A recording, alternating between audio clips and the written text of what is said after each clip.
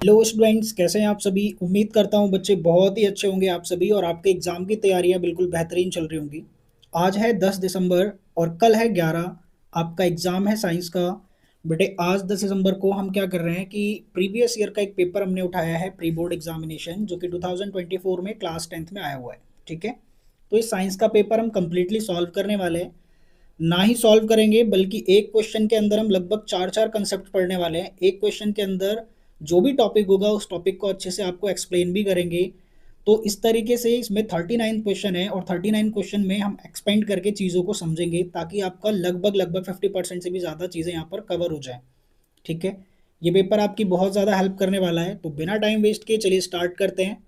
ठीक है, चलिए चलिए बेटे ध्यान दीजिए। पहले सवाल पर एमसीक्यू से स्टार्ट कर रहे हैं। In the balanced equation 2H2 plus O2 given 2H2O, what is the ratio of hydrogen to oxygen. ये जो इक्वेशन दिया गया है यहाँ पर आपसे ना हाइड्रोजन टू ऑक्सीजन का रेशियो पूछ रहे हैं। कई बच्चे यहाँ कंफ्यूज होते हैं और मास का रेशियो लिख देते हैं बेटे। ठीक है, लेकिन यहाँ पर हाइड्रोजन के कितने आइटम या कितने मॉलिक्यूल हैं और ऑक्सीजन के कितने मॉलिक्यूल हैं, इनका रेशियो पूछा है। आप देख रहे हैं यहाँ पर टोटल मॉलिक्यूल कितने हैं, 2, और यहाँ पर 2 2 2 जा 4 मॉलिक्यूल्स। ठीक है, 2 से मल्टीप्लाई होता है, आपको पता है, तो 4 मॉलिक्यूल्स हैं। बेटे मैं बात करता हूँ ऑक्सीजन, तो ऑक्सीजन के यहाँ 2 मॉलिक्यूल्स हैं।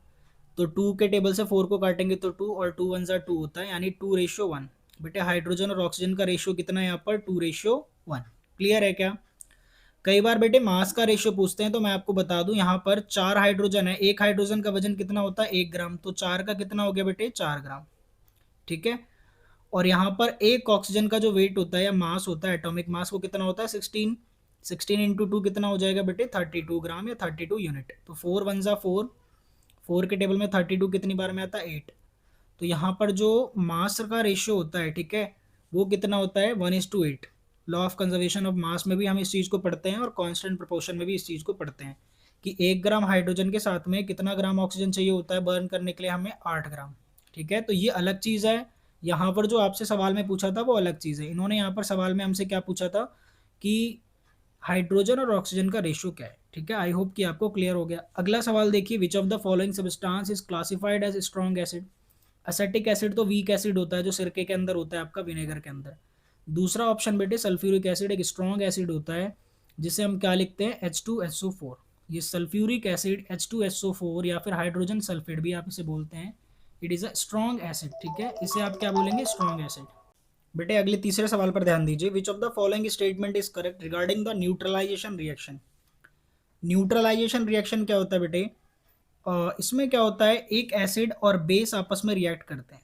ठीक है, एसिड और बेस क्या करते हैं, रिएक्ट करके एक सॉल्ट का फॉर्मेशन करते हैं एंड साथ में हाइड्रोजन गैस रिमूव होता है इसमें। ठीक है, हाइड्रोजन गैस या फिर वाटर, हाँ यहाँ पर वाटर रिमूव होता है। देखो मैं आपको एग्जांपल दिखा देता हूँ। ठीक है, वाटर प्रोड्यूस होता है कैसे। लेट से हमने एक एसिड ले लिया HCl और एक बेस ले लिया सोडियम हाइड्रोक्साइड यानी NaOH। जब ये दोनों आपस में रिएक्ट करेंगे तो क्या मिलेगा हमें, यहाँ से H और यहाँ से OH निकल जाता है, तो H2O फॉर्म करेगा एंड NaCl एक सॉल्ट बन जाएगा। बेटे NaCl एक सॉल्ट बन जाएगा प्लस वाटर यहाँ पर रिमूव आउट होगा या प्रोड्यूस होगा। ठीक है, तो जब भी एक एसिड और बेस आपस में रिएक्ट करते हैं तो एक सॉल्ट बनता है और साथ में वाटर रिलीज होता है, तो they always produce hydrogen gas. पहला ऑप्शन तो गलत है, they produce salt and water. Option number B जो है यहाँ पर राइट आंसर है। ठीक है बेटे, ऑप्शन नंबर बी जो है यहाँ पर बिल्कुल सही है। ठीक है, चलिए what happens when sodium react with water. अगर सोडियम वाटर से रिएक्ट करेगा तो क्या होगा भाई। देखो यहाँ पर जब सोडियम वाटर से रिएक्ट करेगा तो मैं इक्वेशन लिख देता हूँ यहाँ पर आपके लिए। सोडियम Na होता है और वाटर क्या होता है बेटे, H2। ठीक है, तो फॉर्मेशन होगा यहाँ पर सोडियम हाइड्रोक्साइड का यानी NaOH का, और साथ में एक गैस रिलीज होगी जिसे बोलते हैं हम हाइड्रोजन गैस। क्या बोलते हैं, हाइड्रोजन गैस। ठीक है, और ये इक्वेशन यहाँ पर ऑलरेडी क्या है, बैलेंस्ड है। क्या बैलेंस करनी पड़ेगी, बैलेंस करने की वैसे नीड नहीं है, जस्ट हमें पता लगाना था कि क्या होगा, रिलीज क्या होगा। ठीक है, सॉल्ट क्या बनेगा यहाँ पर, NaOH एक बन गया। ठीक है, बेस और साथ में हाइड्रोजन गैस, तो it form sodium hydroxide and hydrogen gas. तो option number A is the right answer बेटे। ठीक है, यहाँ पर जो ऑप्शन नंबर ए है वो कैसा है, राइट आंसर। ठीक है, पांचवें सवाल को देखिए। Which of the following compound is formed when a carboxylic acid react with an alcohol. भाई कार्बन एंड कंपाउंड चैप्टर में आपने पढ़ा है कार्बोक्सिलिक एसिड और एक अल्कोहल। ठीक है, यहाँ पर हम इथेनोइक एसिड और इथेनॉल को रिएक्ट करवाते हैं तो एस्टर बनता है। ठीक है, एस्टरिफिकेशन रिएक्शन बोलते हैं इस रिएक्शन को, क्या बोलते हैं, एस्टरिफिकेशन रिएक्शन। ठीक है बेटे, यहाँ पर एस्टर फॉर्म हो जाता है, ठीक है। यहाँ पर कार्बोक्सिलिक एसिड कौन सा आप यूज़ करते हैं, CH3COOH, ठीक है, इथेनोइक एसिड। और अल्कोहल कौन सा यूज़ करते हैं आप, C2H5OH, इथेनॉल। ये दोनों जब आपस में रिएक्ट करते हैं तो भाई यहाँ से वाटर रिमूव हो जाता है और आपका क्या बन जाता है, एस्टर बन जाता है, ठीक है। अगला देखिए, in which mode of nutrition and organism derives its food from the body of another living organism without killing it, ठीक है। अगले ऑर्गेनिज्म को बिना मारे क्या करता है, अपना फूड डिराइव कर लेता है। ये कौन सा मोड ऑफ न्यूट्रिशन है बेटे, ये पैरासाइटिक मोड ऑफ न्यूट्रिशन के अंदर होता है। देखिए ऑटोट्रॉफिक में तो अपना खाना खुद बनाते हैं, जैसे प्लांट्स क्या होते हैं, ऑटोट्रॉफ्स होते हैं, तो इसका एग्जाम्पल तो प्लांट्स हो गया पहले वाले का। सेप्रोट्रॉफिक कौन होते हैं, जो मरे हुए डेड डिकेइंग पार्टिकल्स को खाते हैं, जैसे बैक्टीरिया सेप्रोट्रॉफ्स हैं, ठीक है, बैक्टीरिया क्या होते हैं, सेप्रोट्रॉफ्स। होलोजोइक कौन होता है, जैसे हम हो गए ह्यूमंस, ठीक है, होलोजोइक डायरेक्टली डिपेंडेंट होते हैं दूसरे ऑर्गेनिज्म पर। और पैरासाइटिक कौन है, जो दूसरों की बॉडी में रह करके अपना खाना लेते हैं, जैसे मैं बात करता हूँ वॉर्म्स की, ठीक है, अर्थवॉर्म्स हो गया या वॉर्म्स हो गया, ठीक है, वॉर्म्स होता है वैसे जनरली, ठीक है। वॉर्म्स के अलावा एक लाइस होता है, लाइस, है ना, आपने देखा है कि जब आप कभी तालाब वगैरह में या नदी में नहाने जाओगे तो उसमें जोंक होती हैं, ठीक है, लाइस बोलते हैं। या फिर इससे भी अच्छा एग्जाम्पल है यहाँ पर आपका जू, आपके बालों में जो जू हो जाती हैं वो भी क्या करते हैं, बालों में रह करके अपना न्यूट्रिशन कंप्लीट करते हैं, तो वो भी क्या है, parasitic mode of nutrition adopt करते हैं। क्लियर है क्या, चलिए बात करें बेटे क्वेश्चन नंबर 7 की, what does the term reflex action refer to. Reflex action का क्या मतलब होता है भाई, जैसे आपने कोई भी एक मान लेते हैं कि हॉट प्लेट या फिर आपका नुकीली जगह पर कहीं पर पैर पड़ गया या फिर हाथ पड़ गया गलती से, तो क्या होता है, ऑटोमेटिकली आपका जो हाथ है वो दूर कर लेता है अपने आप को। जैसे गर्म प्लेट पर अगर आपने हाथ रख दिया तो क्या होता है बेटे, यहाँ पर सेंसरी न्यूरॉन जो होता है आपके हाथ में, वो अपने आपके हाथ को दूर लेकर के चला जाता है, ठीक है। तो इस एक्शन को क्या रेफर करते हैं, ऑप्शन पढ़ते हैं जरा। अब voluntary response to stimuli, voluntary का मतलब क्या होता है, जो हमारे कंट्रोल में होता है। An involuntary response to stimuli, a reaction that takes place in the brain only, a reaction that requires conscious thought. तो यार यहाँ पर ना ऑप्शन नंबर बी इसका बेस्ट आंसर होगा, an involuntary response to a stimuli. Stimuli का मतलब क्या होता है, एनवायरनमेंट में जो चेंज है, ठीक है। और यहाँ पर जो इनवॉलेंट्री एक्शन है जो हमारे कंट्रोल में नहीं है, तो यहाँ पर ऑटोमेटिकली बिना हमें मतलब पता लगे क्या होता है, हमारा हाथ अपने आप दूर हट जाता है, ठीक है भाई, तो ये इनवॉलेंट्री में ही काउंट होगा।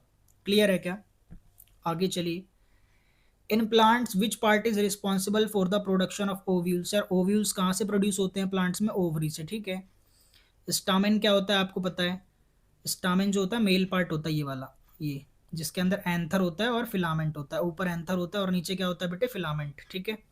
पेटल क्या होती हैं, पंखुड़ियाँ, ठीक है, पेटल क्या होती हैं, जो पंखुड़ियाँ होती हैं। और सेपल क्या होता है, सेपल जो नीचे वाला हिस्सा होता है किसी भी, जैसे मान लीजिए फ्लावर है, तो ये जो नीचे वाला हिस्सा होता है ना, ग्रीन कलर का पार्ट यहाँ पर नीचे बना होता है, इसे क्या बोलते हैं, सेपल, ठीक है। फ्लावर के डायग्राम में आप देख सकते हैं, यहाँ पर ओवरी प्रोड्यूस करते हैं ओव्यूल को। हमारा ऑप्शन नंबर डी क्या है, राइट आंसर है, ठीक है। बेटे अगला जो सवाल है question number 9, what type of image is formed by a convex lens when the object is placed beyond the focus point. देखो यार यहाँ पर मैं थोड़ा सा आपको बना के दिखा देता हूँ। वैसे जो इमेज बनेगा यहाँ पर रियल एंड इन्वर्टेड बनेगा। कैसा इमेज बनेगा, रियल एंड इन्वर्टेड, ठीक है। इन्वर्टेड का मतलब उल्टा, रियल का मतलब होता है आपका जो आप स्क्रीन पर ऑब्टेन नहीं कर सकते, ठीक है। देखिए ज़रा, यहाँ पर मैं एक लेंस बना लेता हूँ, ठीक है, कॉन्वेक्स लेंस बना दिया मैंने, ठीक है। यहाँ पर एक, अब क्या कर रहे हैं बेटे, यहाँ पर आपका लेट से फोकस पॉइंट है, यानी F1 बोलते हैं इसे लेंस में, और ये आपका क्या है, 2F1 बोलते हैं, ठीक है, कर्वेचर वाले पॉइंट को।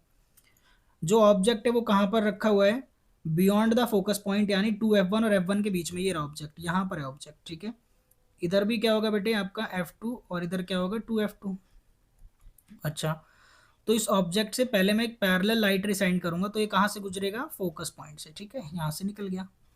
आगे क्या होगा, एक मैं यहाँ पर लाइट रे कहाँ से भेजने वाला हूँ बेटे, लाइट रे मैं भेजने वाला हूँ यहाँ पोल से, ठीक है। पोल से जब मैं सेंड करता हूँ ये सेंड करा, तो यहाँ इंटरसेक्शन कहाँ पर हो रहा है, आप देख रहे हैं इस जगह पर, ठीक है। जो इमेज है वो कहाँ पर बन रहा है, ये लगभग 2F1 से पहले बन रहा है, 2F1 पे एग्जैक्टली नहीं बनेगा, इन्हीं के बीच में बनेगा, ठीक है बेटे। इमेज कहाँ पर बन गया, 2F1 सॉरी F2 और 2F2 के बीच में बन गया। लेकिन जो इमेज है हमारा, ये जो एक्सिस है प्रिंसिपल एक्सिस, इसके नीचे बन रहा है, नीचे बन रहा है, यानी रियल इमेज है, ठीक है। और इन्वर्टेड है यानी उल्टा इमेज है, ठीक है भाई। यहाँ पर क्लियर हो गया कि option number C is the right answer, ठीक है। रियल और इन्वर्टेड इमेज बनना है, ठीक है। आगे देखिए, which conditions result from the lens becoming less flexible with age affecting near vision. भाई देखिए, उम्र के हिसाब से जब क्या होता है, लेंस की फ्लेक्सिबिलिटी कम हो जाती है, तो कौन सी बीमारी होती है जिसमें पास का नहीं दिखाई देता बेटे, तो वो रेस्बायोपिया होता है, ठीक है। रेस्बायोपिया बुजुर्ग लोगों में होता है जिन्हें पास का दिखाई नहीं देता, क्योंकि उनका लेंस जो है वो लेस फ्लेक्सिबल हो जाता है। क्लियर है क्या? वैसे हाइपरमाइट्रोपिया में भी पास का नहीं दिखाई देता है, और मायोपिया में दूर का नहीं दिखाई देता हमें, ठीक है। क्लियर है क्या? चलिए, if the voltage across a resistor is doubled. अच्छा, वोल्टेज को डबल कर दिया, यानी वोल्टेज V से क्या हो गया, 2V हो गया। What happens to the current through it. Current का क्या होगा फिर भाई? अच्छा, बताओ भाई, करंट का क्या होगा? क्या करंट भी डबल हो जाएगा क्या? बिल्कुल हो जाएगा बेटे। ओम्स लॉ क्या कहता है? Potential is directly proportional to the current. अगर आपने पोटेंशियल को डबल करा तो करंट भी क्या हो जाएगा? डबल हो जाएगा, ओम्स लॉ के हिसाब से, ठीक है। तो इट डबल्स। तो option number A is the right answer. Question number 12 पे ध्यान दीजिए बेटे। In a parallel circuit if one branch fails what happens to the circuit in the other branches. यार हमने ये पढ़ाया हुआ है आपको बहुत अच्छे से कि पैरेलल सर्किट के अंदर अगर एक ब्रांच फेल हो जाती है तो बाकी पर कोई भी फर्क नहीं पड़ता है, बाकी सारे अपने आप चलते रहेंगे, उनमें कोई भी चेंज नहीं आएगा। तो option number C is the right answer, it remains same, ठीक है। What happens to the current in the other branches. तो करंट का क्या होगा अदर ब्रांचेस में? भाई वो सेम रहेगा, यानी सारे जो यहाँ पर आपके ब्रांचेस हैं या जो भी यहाँ पर आपने अप्लायंसेस लगा रखे हैं वो चलते रहेंगे आराम से, उनमें कोई दिक्कत नहीं आएगी। लेकिन अगर सीरीज होता, सीरीज में अगर एक बल्ब खराब हो गया तो आगे के सारे बल्ब क्या हो जाएंगे? खराब हो जाएंगे, यानी वो चलना बंद कर देंगे। बल्ब नहीं खराब होंगे एक्चुअली, सर्किट ब्रेक हो जाएगा तो वो ग्लो करना बंद कर देंगे, ठीक है। पर पैरेलल में ऐसा कुछ नहीं होता, एक ब्रांच फेल हो गई तो बाकी पर कोई फर्क नहीं पड़ेगा। Option number C is the right answer, it remain the same. Which of the following statement about electric power is true. Electric power के लिए कौन सा स्टेटमेंट यहाँ पर ट्रू है? Power is the product of current and voltage, पहला ही सही दिख गया मुझे, ठीक है। पावर का फॉर्मूला क्या होता है? V इंटू आई होता है, ठीक है बेटे। तो वोल्टेज और करंट का प्रोडक्ट होता है, तो पहला ही ऑप्शन यहाँ पर सही है। When a current carrying conductor is placed in a magnetic field, it experiences a force, ठीक है जी। This force is maximum when the angle between the conductor and the magnetic field is 90 degree. बहुत आराम से पढ़ाया हुआ है मैंने भाई, कि जो फोर्स होता है किसी करंट कैरिंग कंडक्टर के बीच में, ठीक है, और मैग्नेटिक फील्ड, तो यहाँ पर कितना डिग्री का एंगल होना चाहिए भाई? कंडक्टर और मैग्नेटिक फील्ड के बीच में कितने डिग्री का एंगल होना चाहिए? आई और बी, बी का मतलब मैग्नेटिक फील्ड और आई का मतलब करंट, इनके बीच में कितने डिग्री का एंगल होना चाहिए बेटे? 90 डिग्री का। तब ये क्या होगा? मैक्सिमम होगा। ऐसा क्यों होता है मैं आपको बता दूं थोड़ा सा। वैसे ये हायर क्लासेस का कंसेप्ट है, क्योंकि यहाँ पर जो मैग्नेटिक फोर्स होता है ना, उसका फॉर्मूला क्या होता है? आई बी साइन थीटा, ठीक है। तो साइन थीटा की जो मैक्सिमम वैल्यू होती है बेटे वो कब होती है? साइन थीटा जब थीटा कितने डिग्री का होता है? 90 डिग्री का, ठीक है। तो यहाँ पर वैल्यू 1 होती है ना साइन थीटा की, तो इसलिए जब आई और बी के बीच में जो एंगल होगा ना 90 डिग्री होगा, तभी क्या होगा? यहाँ पर मैक्सिमम होगी, ठीक है। फोर्स क्या होगी? मैक्सिमम होगी। क्लियर है क्या? ठीक है। यहाँ पर कई बार एल भी इंट्रोड्यूस करते हैं, आई एल बी फॉर्मूला होता है, पर उसकी बात नहीं कर रहा मैं अभी। जस्ट ये समझिए कि थीटा जो होता है साइन थीटा यहाँ पर इंक्लूड करते हैं, ठीक है। सीधे सीधे बात याद रखनी है कि मैक्सिमम कब होगा? जब इनके बीच में एंगल कितना होगा बेटे? 90 डिग्री, करंट और मैग्नेटिक फील्ड। 15वां सवाल क्या कहता है? What is the direction of the magnetic field lines around the straight current carrying conductor. यार स्ट्रेट करंट कैरिंग कंडक्टर में क्या होती है? क्लोज लूप्स होती हैं, ठीक है, सर्कुलर कोसेंट्रिक सर्कुलर लूप्स। कहाँ पर दे रखा है? Circular and concentric. Option number is the right answer. Straight और पैरेलल कहाँ होता है बेटे? ये तो बार मैग्नेट के अंदर की साइड होता है या सोलोनॉइड के अंदर, ठीक है। बार मैग्नेट या सोलोनॉइड के अंदर की साइड में स्ट्रेट और पैरेलल होता है। डाइवर्जिंग आउटवर्ड यहाँ पर तो ये तो हमारे सिलेबस में नहीं है, ठीक है। रैंडम एंड चायोटिक ये भी हमने नहीं पढ़ना है। What is the role of producers in an ecosystem. भाई प्रोड्यूसर्स का रोल क्या होता है? प्रोड्यूसर्स कौन होते हैं? प्लांट्स होते हैं हमारे, ठीक है। जो प्लांट्स होते हैं वो प्रोड्यूस करते हैं, जिन्हें हम कंज्यूम करते हैं, तो हम कंज्यूमर्स हैं। तो क्या इनका काम होता है टू कंज्यूम द ऑर्गेनिज्म? भाई बिल्कुल गलत है। To decompose the dead matter, अच्छा जी, यहाँ पर थोड़ा यूज हो सकता है, देखते हैं अभी। To convert sunlight into energy through the photosynthesis. तो ऑप्शन नंबर सी जो है वो सबसे बेहतर लग रहा है यहाँ पर, तो option number C is the right answer, ठीक है बेटे। सनलाइट का यूज करके उसको एनर्जी में कन्वर्ट करते हैं थ्रू फोटोसिंथेसिस, ठीक है। तो option number C is the best answer. चलिए 17 से लेके 20 तक जो है सवाल वो असर्शन और रीजन के हैं बेटे। पहले आप यहाँ सारे स्टेटमेंट पढ़ लो। पहला ए अगर ऑप्शन चूज करना है, ए ऑप्शन क्या कहता है यहाँ पर, देखो जरा एक एक करके देख लेते हैं। ऑप्शन ए हमारा क्या कहता है यहाँ पर, पेन चलना बंद हो गया भाई, रुक जाओ 2 मिनट, मार्क नहीं कर रहा है, 1 मिनट बस, अभी चलेगा बेटे। हाँ बेटे क्या बोल रहे हैं पहले में, both assertion and reason are true and reason is the correct explanation of the assertion है, ठीक है। देन अगले में क्या बोल रहे हैं, both assertion A and reason are true but reason जो है वो करेक्ट एक्सप्लेनेशन नहीं है, ठीक है। तीसरे में क्या बोल रहे हैं, असर्शन तो ट्रू है पर रीजन गलत है, असर्शन गलत है पर रीजन सही है। तो इन चारों ऑप्शन को आपने अच्छे से पढ़ लिया है, इन्हीं चारों में से एक ऑप्शन हमें टिक करना है सवाल को पढ़ने के बाद। 17वां सवाल का यहाँ पर चलिए स्टेटमेंट पढ़िए बेटे और मुझे बताइए, ध्यान से देख करके बताइए कि कौन सा ऑप्शन सही होगा इसका। पढ़िए जरा स्टेटमेंट में क्या लिखा है, alkenes form a homologous series characterized by the general formula CnH2n। बिल्कुल सही बात है भाई, अल्कीन्स का जो फॉर्मूला होता है जनरल फॉर्मूला वो CnH2n होता है भाई, ठीक है। CnH2n जैसे मैं यहाँ पर एक मेंबर लिख के दिखाऊं एल्कीन का आपका, लेट से मैं ईथीन लिखता हूँ, क्या लिखता हूँ ईथीन, तो ईथीन क्या होता है C2H4, ठीक है। मतलब कार्बन का जस्ट डबल होता है हाइड्रोजन, यहाँ पर कार्बन का जस्ट क्या हो जाता है डबल, ठीक है। तो यही तो फॉर्मूला लगता है CnH2n। अगर कार्बन आपका मान लीजिए 3 है तो हाइड्रोजन कितना होगा, 3 का जस्ट डबल। तो असर्शन तो यहाँ पर सही है, रीजन पढ़ते हैं बेटे, alkenes contain at least 1 triple bond. अरे बिल्कुल गलत है भाई, अल्कीन में ट्रिपल बॉन्ड तो होता ही नहीं है, वो तो अल्काइन में होता है। ट्रिपल बॉन्ड किस में होता है बेटे, अल्काइन में, ठीक है, अल्काइन में होता है। तो यानी ये तो गलत हो गया भाई रीजन। तो कौन सा ऑप्शन होगा, ऑप्शन कौन सा, option number C is the right answer कि assertion is true but reason is false.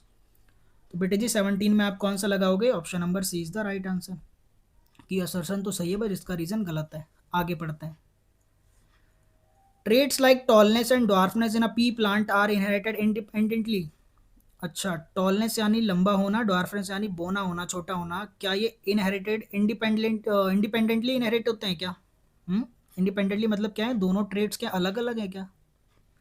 हम्म नहीं भाई, असर्शन तो यहाँ पर गलत है, ये गलत है। क्यों गलत है बेटे, क्योंकि टॉलनेस या ड्वार्फनेस सेम ट्रेट है, दोनों का संबंध किससे है, हाइट से है। दोनों का संबंध किससे है भाई, हाइट से है। ये दोनों के दोनों कॉन्ट्रास्टिंग कैरेक्टर है। टॉलनेस और ड्वार्फनेस जो है बेटे वो एक ही character, single pair of character है, हाइट।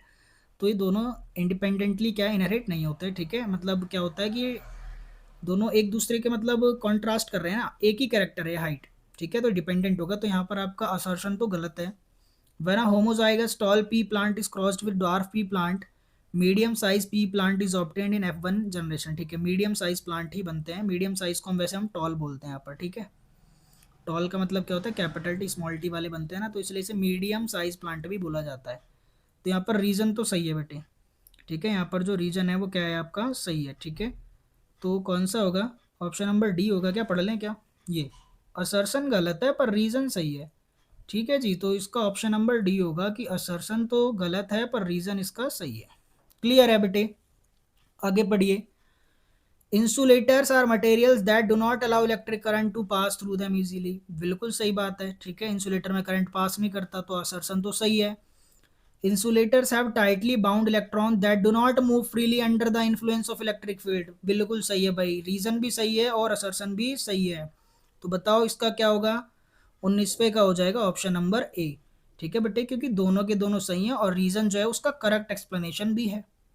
समझ आ रही है बात क्या, चलो मैं पढ़वा देता हूँ आपको। ये रहा, both assertion reason are true and reason is the correct explanation of assertion, ठीक है। दोनों के दोनों सही है और रीजन जो है वो एक्सप्लेनेशन भी है ऊपर वाले का। तो ऑप्शन नंबर ए हो गया इसका।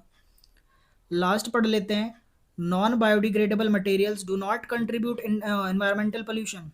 अच्छा भाई, तो पोल्यूशन में कंट्रीब्यूट करते हैं, बल्कि नॉन बायोडिग्रेडेबल है मतलब बायोडिग्रेड नहीं होते इजीली, क्या मतलब इनका कुछ होता नहीं है, ये इजीली डिकम्पोज नहीं हो पाते हैं। जैसे मैं बात करता हूँ बेटे पॉलीथीन की, है ना, तो ये नॉन बायोडिग्रेडेबल है ना, ये डिकम्पोज थोड़ी ना हो पाएगा। तो ऐसे जो सब्सटेंस होते हैं या ऐसे जो मटेरियल होते हैं ये तो और कंट्रीब्यूट करते हैं पोल्यूशन में, तो यहाँ पर डू नॉट कंट्रीब्यूट लिखा है, यानी असर्शन तो गलत है भाई।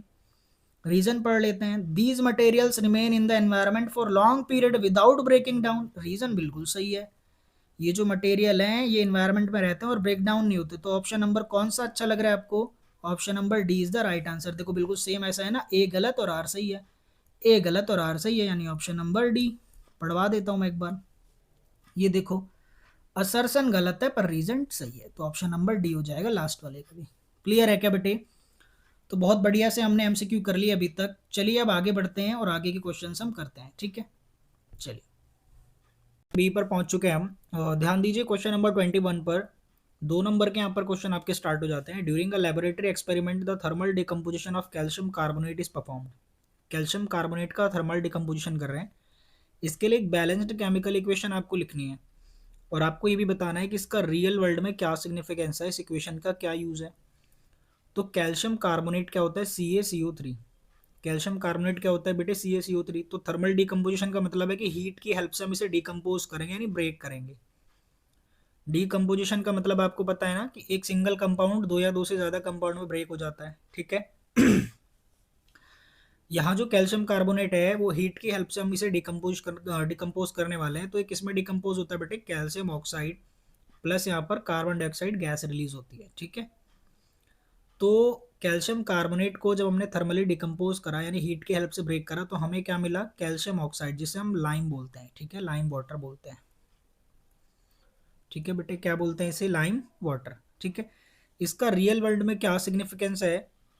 देखिए ज़रा, सिग्निफिकेंस की अगर मैं बात करूं तो इसका रियल वर्ल्ड में क्या सिग्निफिकेंस है बेटे? ये जो लाइम बना है ना यहाँ पर, लाइम वाटर, ठीक है, CaO, कैल्शियम ऑक्साइड, ठीक है, इसका इंडस्ट्रीज में यूज़ होता है सीमेंट्स के प्रोडक्शन के लिए, ठीक है। इंडस्ट्रीज में किसके लिए यूज़ होता है? सीमेंट के प्रोडक्शन के लिए, ठीक है। Used for production of cement, ठीक है, used for production of cement या फिर सीमेंट्री जो आपके प्रोडक्ट होते हैं अलग अलग। जैसे आप जानते हैं ना, सीमेंट के अलावा भी बहुत सारे प्रोडक्ट होते हैं।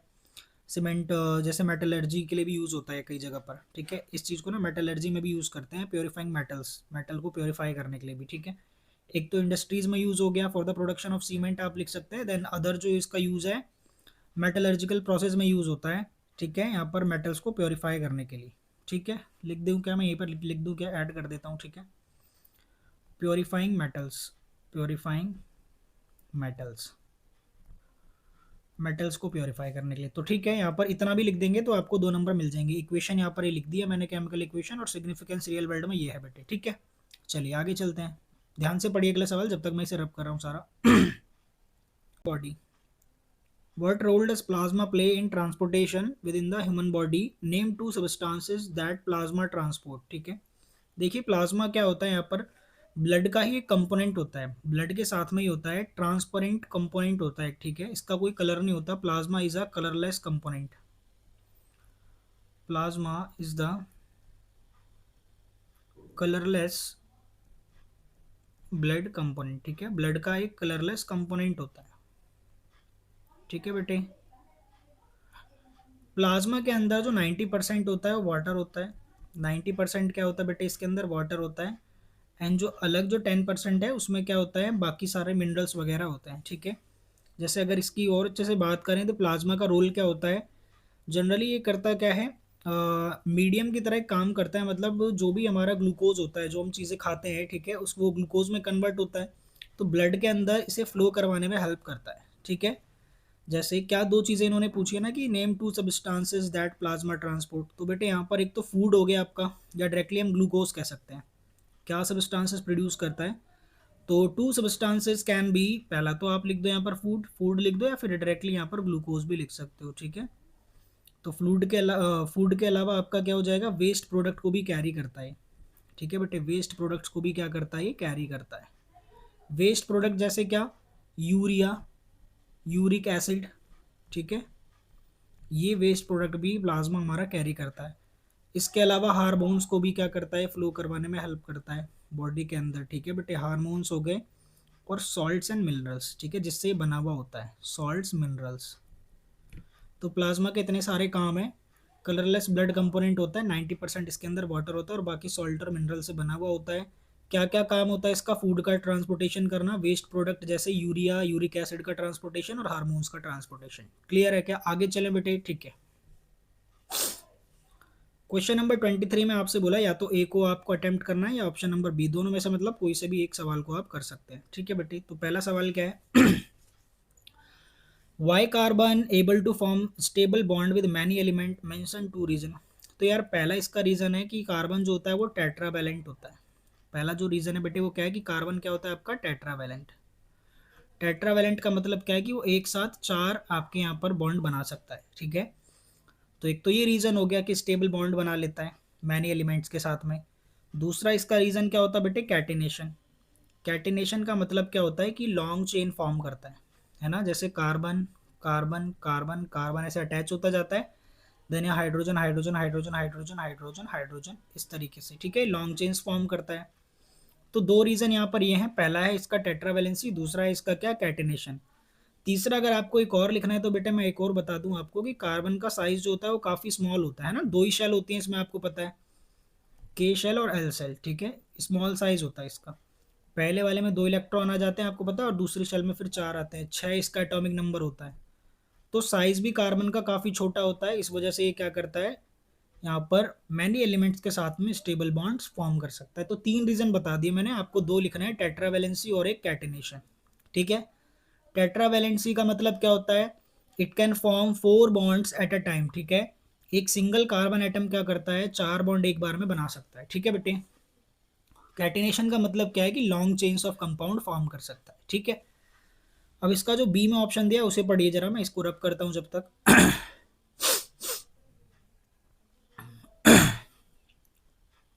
क्या बोला है भाई, देखो जरा पढ़ो। Explain the concept of homologous series, how the members of homologous series related to each other. भाई देखो यहाँ बहुत इंपॉर्टेंट है भाई, होमोलोगस सीरीज क्या होता है, a series of organic compound in which all members have the same general formula, ठीक है बेटे। जैसे देखो होमोलोगस सीरीज का कंसेप्ट क्या, मैं समझा देता हूँ यहाँ पर आपको। जैसे मान लीजिए अल्केन्स की होमोलोगस सीरीज देखते हैं, कार्बन कंपाउंड की एक सीरीज होती है। अब अल्केन्स में आपने देखा इसका जनरल फॉर्मूला क्या होता है, CnH2n+2, यानी जितने कार्बन लेने हैं कार्बन के डबल में दो हाइड्रोजन और जोड़ना है। फॉर एग्जाम्पल बेटे मान लीजिए आपने एक कार्बन लिया, तो एक का डबल दो, दो में दो जोड़ा तो यानी हाइड्रोजन चार, CH4, ये मीथेन बन गया। फिर आप अगर कार्बन दो लेते हैं तो हाइड्रोजन कितने लेने हैं, दो का डबल चार, चार में दो जोड़ा तो छः।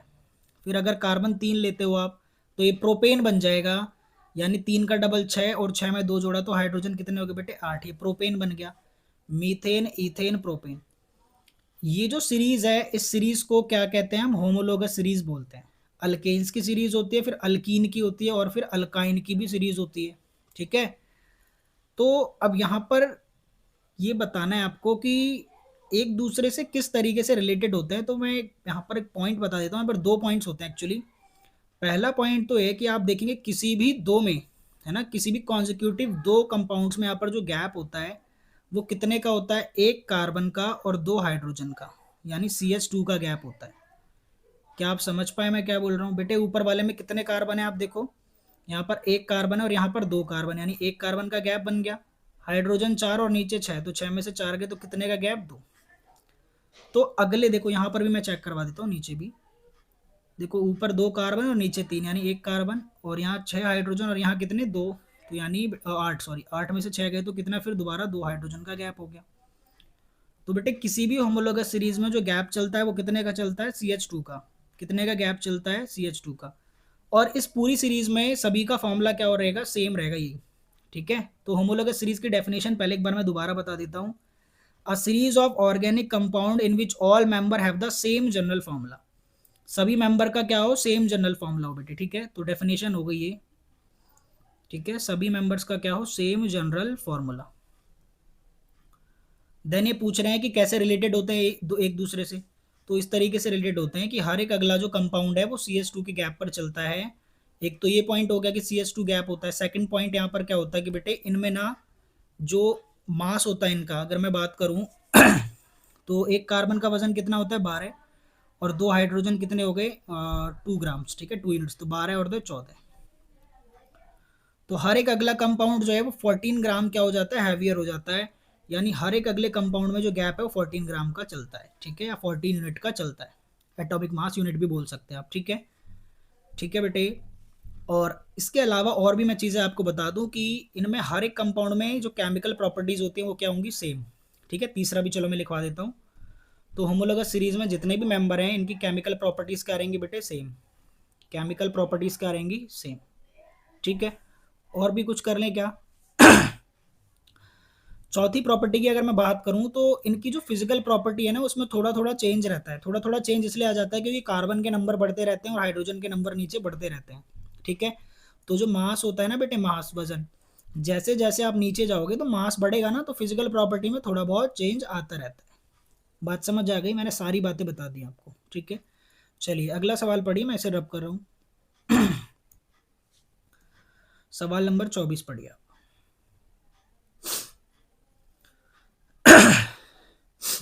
कोई चीज़ अगर समझ नहीं आती तो वीडियो को पॉज करना है, आराम से देखना है, तो समझ आएगा बेटे। ठीक है, धीरे धीरे आएगा। आगे क्या बोला इन्होंने, ट्रॉपिज्म लिखा हुआ है भाई। ट्रॉपिज्म क्या होता है, मूवमेंट। ट्रॉपिज्म का मतलब क्या होता है बेटे, मूवमेंट।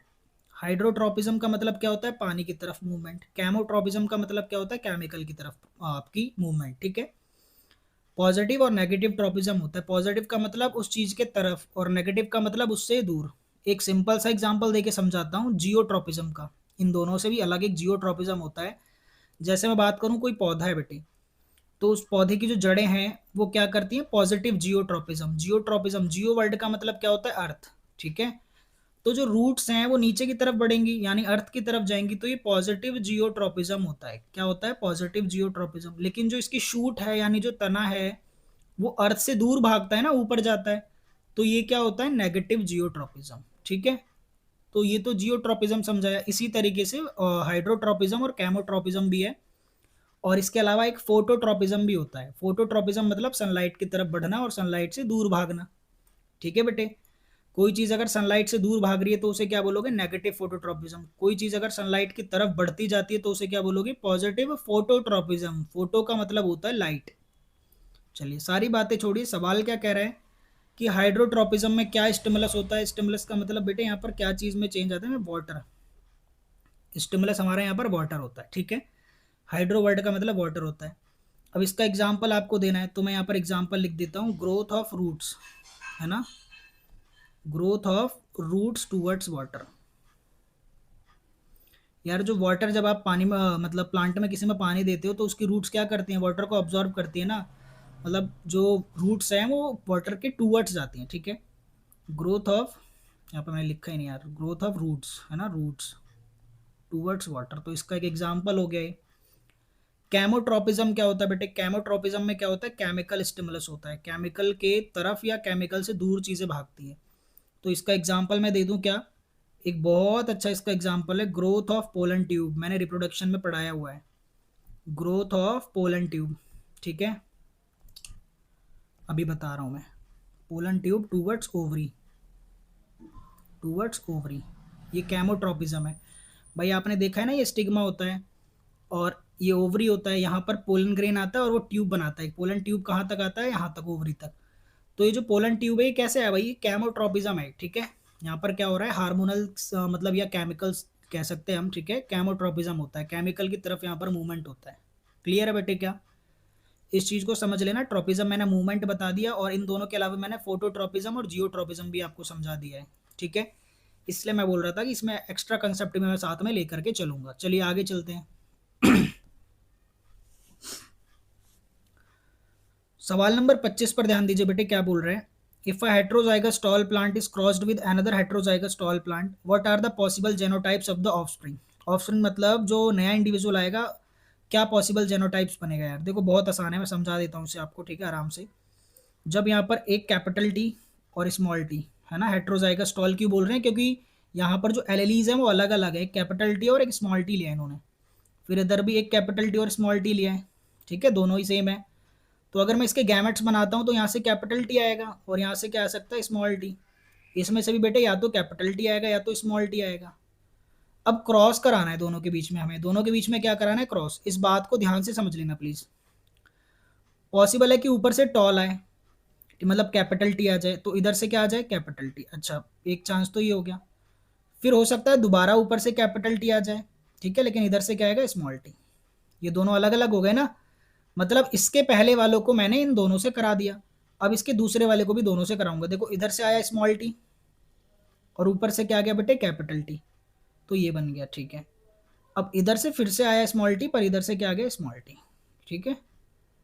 तो आप देख रहे हैं 4 तरीके के प्लांट बने। पहले यहाँ पर देख रहे हो, ये तो प्योर टॉल बन गया, कैपिटल टी प्योर टॉल बोलते हैं इसे, या होमोजाइगस टॉल बोलते हैं इसे। क्या बोलते हैं बेटे? होमोजाइगस टॉल, क्योंकि दोनों एक जैसा है, दोनों डोमिनेंट रेट है यहाँ पर, दोनों डोमिनेंट रेट है। इसमें एक डोमिनेंट है बड़ा है, और जो छोटा है उसे रिसेसिव बोलते हैं। तो ये भी टॉल तो होता है, पर इसे हेट्रोजाइगस टॉल बोलते हैं। ये भी हेट्रोजाइगस टॉल बना, और एक यहाँ पर छोटा भी बन गया भाई, ड्वार्फ प्लांट है ना, बोना पौधा, ठीक है जी। तो जो पॉसिबल जेनोटाइप्स बोल रहा था ना, तो जेनोटाइप हमने बना दी, ये जेनोटाइप है, ये चारों क्या है? जेनोटाइप्स जो नए बने। अगर फेनोटाइप बोलता तो फेनोटाइप में 3 लंबे पौधे बने हैं और एक छोटा। फेनोटाइप का मतलब कैरेक्टर जो दिखते हैं, तो 3 लंबे बने हैं और एक छोटा। तो फेनोटाइप मेरे भाई क्या हो जाता है? फेनोटाइप हो जाता है 3:1, यानी 3 लंबे एक छोटा। जेनोटाइप कैसा बना है? एक लंबा है, ठीक, मतलब प्योर टॉल है, ठीक है, तो 1। जो ये दोनों है वो कैसे हैं भाई? हेट्रोजाइगस टॉल है, तो 2। देन रेशियो यहाँ पर एक बिल्कुल छोटा है, तो 1, तो 1:2:1। हालांकि रेशियो नहीं पूछा इन्होंने, डायरेक्टली पूछा जेनोटाइप बताओ। तो ये जो मैंने नीचे लिखा है ना, ये आंसर बेटे, नीचे जो लिखा है मैंने, यही आंसर है आपका, ठीक है।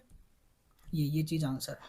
क्लियर है क्या? चलिए, calculate the probability of obtaining a short plant. भाई शॉर्ट प्लांट की प्रोबेबिलिटी बतानी है भाई, मैथ्स आ गए यहाँ पर, ठीक है। प्रोबेबिलिटी बता दो भाई। आप देख रहे हो 4 में से कितनी बार एक बार प्लान है ना, ठीक है।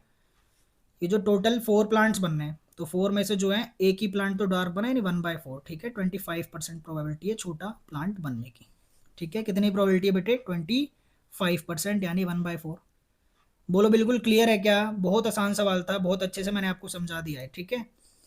किसी बच्चे को अगर क्रॉस करने में दिक्कत आ रही हो ना, कि क्रॉस कैसे करा यहाँ पर, तो मैं वो भी समझा देता हूँ। देखो बेटे, ये चीज़ मैं समझा देता हूँ आपको। क्या चीज़? देखो कि जब ये गैमेट्स बने तो इन्हें क्रॉस कैसे कराया भैया, यहाँ पर हमें परेशानी आ रही है।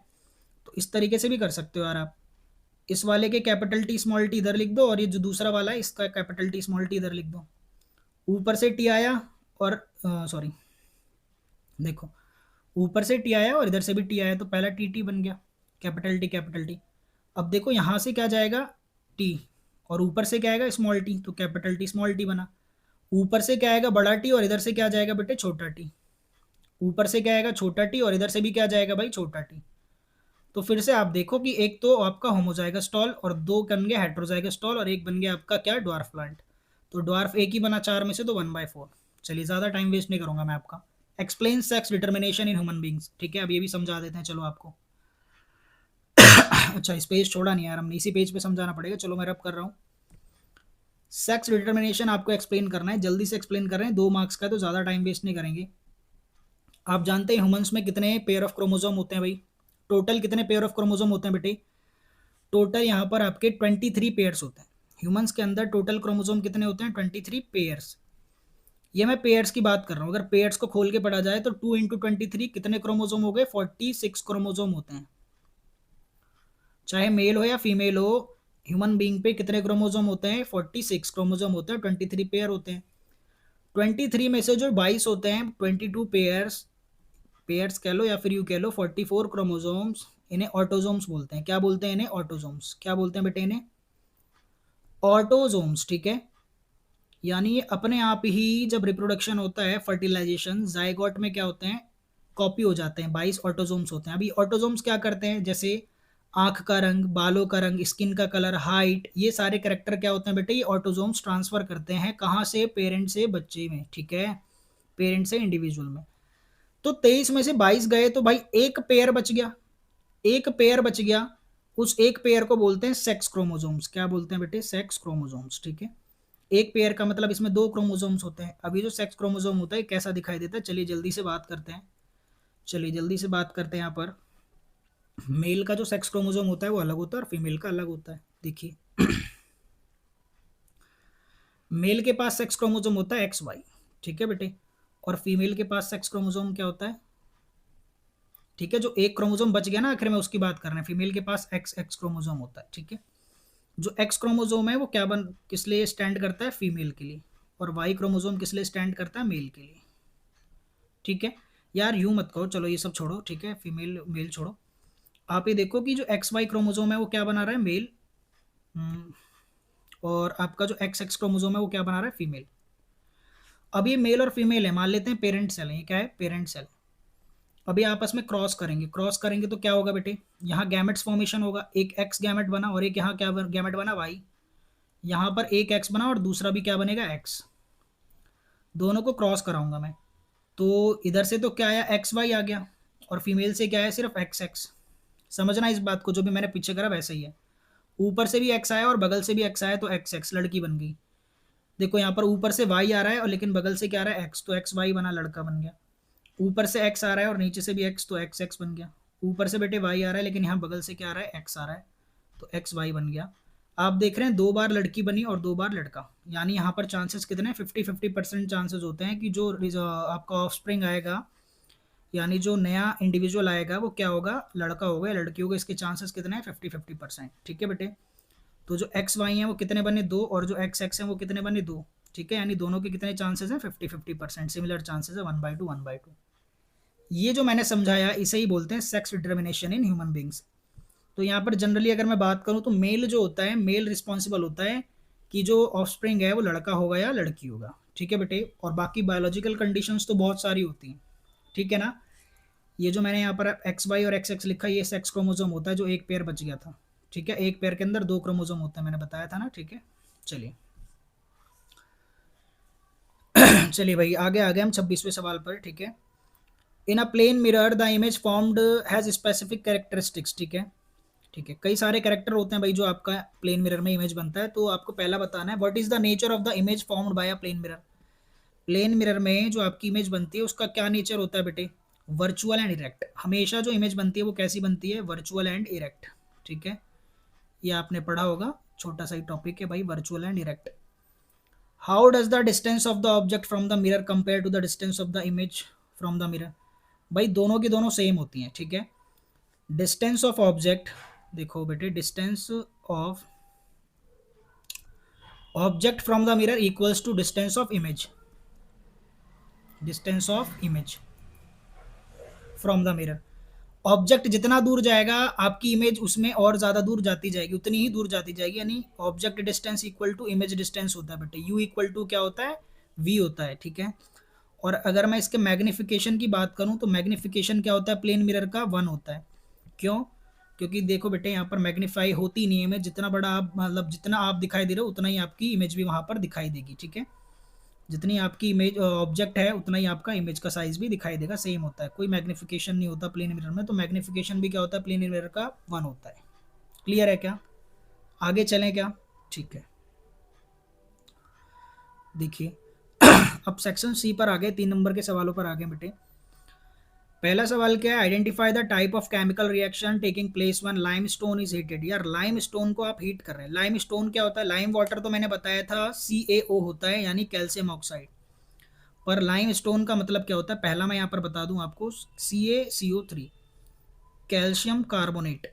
ठीक है, इसका इक्वेशन अभी मैंने बताया था, थर्मल डिकम्पोजिशन बताया था ना। इसे अगर गर्म करते हैं तो क्या बनता है, लाइम वाटर यानी कैल्शियम ऑक्साइड, और साथ में क्या रिलीज होता है, कार्बन डाइऑक्साइड गैस। ठीक है बेटे, कार्बन डाइऑक्साइड की टेस्टिंग कैसे करते हो आप, आपको पता है ना, इसे कहाँ से पास करते हैं हम, लाइम वाटर से पास करते हैं।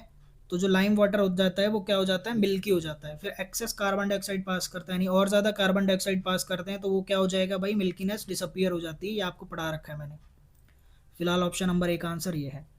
लाइम स्टोन को अगर हीट करोगे तो यहाँ पर कैल्शियम ऑक्साइड बनेगा एंड यहाँ पर क्या बन जाएगा बेटे, कार्बन डाइऑक्साइड गैस।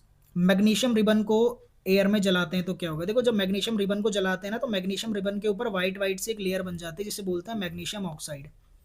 जब रिबन को जलाते हैं तो उसके ऊपर वाइट कलर की लेयर बनती है। सवाल भी पूछा जाता है इसलिए मैंने बता दिया आपको। अब देखिए इक्वेशन क्या होगी, मैग्नीशियम मतलब Mg, अब इसे हीट करना है ऑक्सीजन की प्रेजेंस में तो O2, देन फॉर्मेशन क्या होगी MgO यानी मैग्नीशियम ऑक्साइड। अगर इसे बैलेंस करना है तो यहाँ पर 2 Mg हो जाएगा और इधर भी 2 लगाना पड़ेगा। क्यों, क्योंकि यहाँ पर देखो ऑक्सीजन 2 था तो हमने ऑक्सीजन 2 बना दिया और Mg 2, तो यहाँ भी Mg 2, बैलेंस भी कर दिया। बैलेंसिंग जब तक बोली ना जाए तो ज़रूरी नहीं है करना। थर्ड इक्वेशन क्या बोला, iron nail dipped in copper sulphate solution. बहुत ही आसान है और बहुत ही इंपॉर्टेंट भी है बेटे। ठीक है, ये जो है आपका रिएक्टिविटी सीरीज से संबंधित है। कैसे, देखिए जरा, डिस्प्लेसमेंट रिएक्शन होने वाली है यहाँ पर। आयरन नेल का मतलब क्या है भाई, आयरन नेल का मतलब क्या है यहाँ पर, आयरन। ठीक है, Fe। ठीक है, आयरन नेल का मतलब लोहा भाई, Fe plus copper sulphate solution में डाल लें तो कॉपर सल्फेट CuSO4 होता है। क्या देगा हमें, ये जो आयरन है ये ज़्यादा रिएक्टिव होता है कॉपर से, रिएक्टिविटी सीरीज अगर आपने पढ़ी है तो ये कॉपर को डिस्प्लेस कर देगा और क्या बनाएगा, FeSO4। ठीक है बेटे, FeSO4 बना लेगा और कॉपर को अलग कर देगा। ठीक है, फेरस सल्फेट बना दिया इसने यहाँ पर। क्लियर है क्या, तीनों इक्वेशन मैंने आपको लिखवा दिए। ठीक है, also right the chemical reaction involve, या केमिकल इक्वेशन रिएक्शन ही तो बतानी थी। ठीक है, बता दो दी। ठीक है, चलिए सवाल नंबर 28 पर ध्यान दीजिए जरा। Write the molecular formula of third and fourth member of homologous series whose first member is ethyne. देखो बहुत बढ़िया सवाल। ठीक है, आसान सवाल। इथाइन से आपने क्या पकड़ लिया भाई, पहला मेंबर इथाइन है, वाई आ गया, मतलब ये अल्काइन की बात कर रहे हैं। किसकी बात कर रहे हैं, अल्काइन। कौन सी होमोलोगस सीरीज की बात कर रहे हैं, अल्काइन। तो अल्काइन का तीसरा मेंबर का मतलब प्रोपाइन बनाना है आपको। क्या बनाना है, प्रोपाइन। ठीक है, मॉलिकुलर फॉर्मूला लिखना है। ठीक है, लिख देंगे अभी, प्रोपाइन बनाना है। और फोर्थ मेंबर क्या हो जाएगा बेटे, ब्यूटाइन। ठीक है, जब इथाइन आपका पहला मेंबर है, इसका मतलब आप अल्काइन की बात कर रहे हैं ना, तो प्रोपाइन आपका थर्ड मेंबर हो जाएगा और ब्यूटाइन आपका फोर्थ मेंबर हो जाएगा। प्रोपाइन का मतलब क्या है, 3 कार्बन, 1 2 और 3 कार्बन। क्योंकि वाई लगा हुआ है, अल्काइन पढ़ रहे हैं तो 3 बॉन्ड लगेंगे कहीं ना कहीं, 2 कार्बन के बीच में कहीं भी 3 बॉन्ड लगा दो। अब इस कार्बन पे 3 बॉन्ड हो गया, यानी एक ही हाइड्रोजन लगेगा। बीच वाले के चारों बॉन्ड पूरे हैं, मतलब एक भी हाइड्रोजन नहीं लगेगा, और लास्ट वाले पे 3 हाइड्रोजन आपके लग जाएंगे। तो यानी आपका यहाँ पर क्या बना, अगर मैं टोटल अच्छे से फॉर्मूला लिखूँ इसका, तो C3H4। ठीक है बेटे, C3H4। या आप डायरेक्टली भी लिख सकते थे यार, बिना स्ट्रक्चर बनाए भी डायरेक्टली लिख सकते थे। जनरल फॉर्मूला क्या होता है अल्काइन का, CnH2n-2, यानी जितने कार्बन हैं उनका डबल करके 2 माइनस कर दो, यहाँ -2 होगा। जैसे प्रोपाइन का मतलब क्या है, 3 कार्बन, तो कार्बन 3 हो गए, तो हाइड्रोजन कितने, 3 का डबल करा 6, 6 में से 2 गए तो 4। अब ब्यूटाइन का चलो ऐसे ही बताता हूँ मैं। ब्यूटाइन का मतलब कितने कार्बन है मेरा, ब्यूट का मतलब 4 होता है, 4 कार्बन, तो 4 का डबल 8, 8 में से 2 घटाए तो हाइड्रोजन कितने बचे, 6। लिख दिया, C4H6 हो गया भाई। Define the term functional group. अच्छा, फंक्शनल ग्रुप क्या होता है, चलिए इन्हें मैं रब करता हूँ, जल्दी से नोट कर लो आप। फंक्शनल ग्रुप्स आपने पढ़ा होगा यार कि अल्डिहाइड होता है, अल्कोहल होता है, कीटोन होता है, कार्बोक्सिलिक एसिड होता है। ठीक है बेटे, तो क्या डेफिनेशन है, a functional group is an atom और अ ग्रुप ऑफ एटम। बेटे यहाँ पर एक एटम होता है या ग्रुप ऑफ एटम होता है जो करता क्या है, हाइड्रोकार्बन्स में हाइड्रोजन को डिस्प्लेस करके खुद अटैच हो जाता है। हाइड्रोजन को डिस्प्लेस करके क्या होता है, खुद अटैच हो जाता है। आप इसके एग्जाम्पल दे सकते हैं, इसके एग्जाम्पल्स दे सकते हैं कैसे। पहले तो फंक्शनल ग्रुप जैसे होता है आपका, अल्कोहल होता है, ठीक है, अल्डिहाइड होता है, कीटोन होता है, कार्बोक्सिलिक एसिड होता है। ठीक है बेटे, और इसके अलावा एक हेलोजेंस भी होता है। होता क्या है इनमें, जैसे आपके 5 फंक्शनल ग्रुप हैं, ये करते क्या है, जैसे मान लीजिए आपके पास यहाँ पर क्या है, एक लेट से मैं ईथेन बनाता हूँ। ईथेन का मतलब क्या है, 2 कार्बन और हाइड्रोजन लगा दिया मैंने हर जगह। ठीक है, 2 कार्बन, 2 का डबल 4, 4 में 2 जोड़ा 6 हाइड्रोजन हो गए। अब ये फंक्शनल ग्रुप करते क्या है, जैसे मैं अल्कोहल की बात करता हूँ, तो अल्कोहल का जो आपका प्रीफिक्स लगता है, लास्ट में सफिक्स लगता है, वो क्या लगता है बेटे, यहाँ पर ओल लगता है। और मैं यहाँ पर कौन सा ग्रुप ऑफ एटम यूज करता हूँ, OH। ठीक है, इस H को हटा करके क्या लग जाएगा, इस H को हटा करके यहाँ पर क्या लग जाता है बेटे, OH लग जाता है। क्या लग जाता है यहाँ पर, OH। तो नया जो कंपाउंड बनेगा वो क्या बनता है, C2H5OH। इसे बोलेंगे हम अल्कोहल या फिर इथेनॉल। ये जस्ट मैंने आपको समझाने के लिए बता दिया है कि होता क्या है। यहाँ पर देख रहे हैं आप अल्कोहल कैसे बना, कि OH लग गया H को हटा के। तो फंक्शनल ग्रुप यही होते हैं भाई, एटम्स या फिर ग्रुप ऑफ एटम। एल्डिहाइड में क्या लगता है आपको पता है, ठीक है, कीटोन, कार्बोक्सिलिक, हेलोजेंस। ठीक है, चलिए मेरा यहाँ पे टारगेट है कि मैं कम से कम टाइम में कराऊँ, इसलिए मैं बहुत ज़्यादा बाहर नहीं जा रहा, क्योंकि फिर बच्चा देखेगा ही नहीं। ठीक है, ज़्यादा टाइम देखेगा कि बहुत लंबी वीडियो है तो वो देखेगा ही नहीं बच्चा। तीसरा है, right the next homologous of each of the following. Next लिखना है इसके अगला, यार C5H10 है तो इसका अगला क्या होगा, C6H12 होगा। ठीक है, कार्बन का डबल हो रहा है, हाइड्रोजन कार्बन का डबल हो रहा है। ये आपका क्या था, पेंटीन था, ये क्या बन गया आपका, हेक्सीन। ठीक है, डबल जस्ट हो जाता है तो क्या होता है बेटे आपका, ये ईन वाला ग्रुप होता है, बीच वाला, अल्कीन। अब यहाँ C3H4 है, आप देख रहे हैं कार्बन का डबल में 2 माइनस करा है, 3 का डबल 6, 6 में 2 माइनस करा तभी तो 4 आया ना। तो अगला क्या होगा, C4, तो 4 का डबल 8, 8 में से 2 गया तो 6, C4H6। ये क्या बन गया, ब्यूटाइन। अभी मैंने बना के दिखाया था ऊपर। इसे क्या बोलोगे आप, हेक्सीन बोलोगे।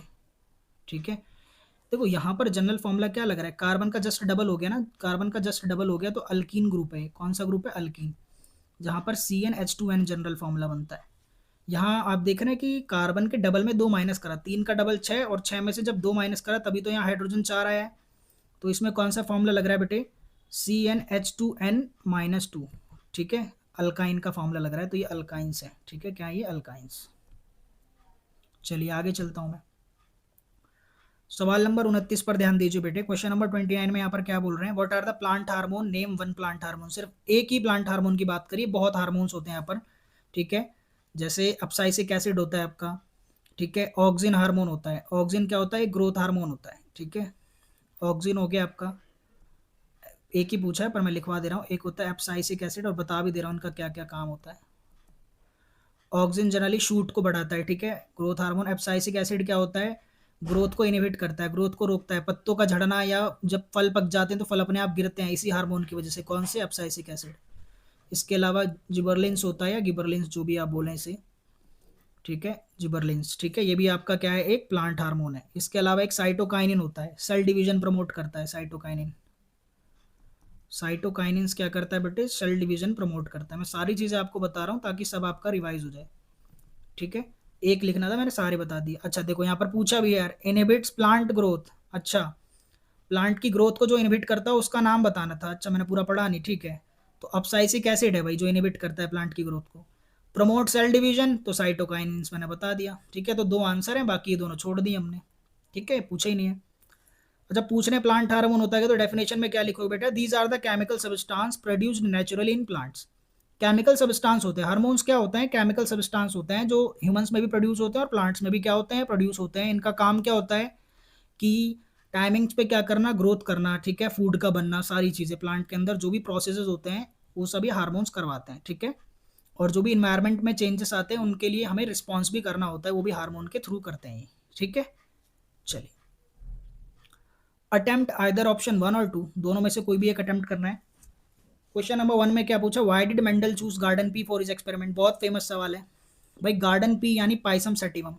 गार्डन पी का साइंटिफिक नेम क्या है बेटे? Pisum sativum. जो मेंडल थे उन्होंने इस गार्डन पी का ही यूज क्यों करा? बहुत सारे रीजन थे, 2 रीजन पूछे हैं, मैं बताता हूँ। पहला reason, large number of characters.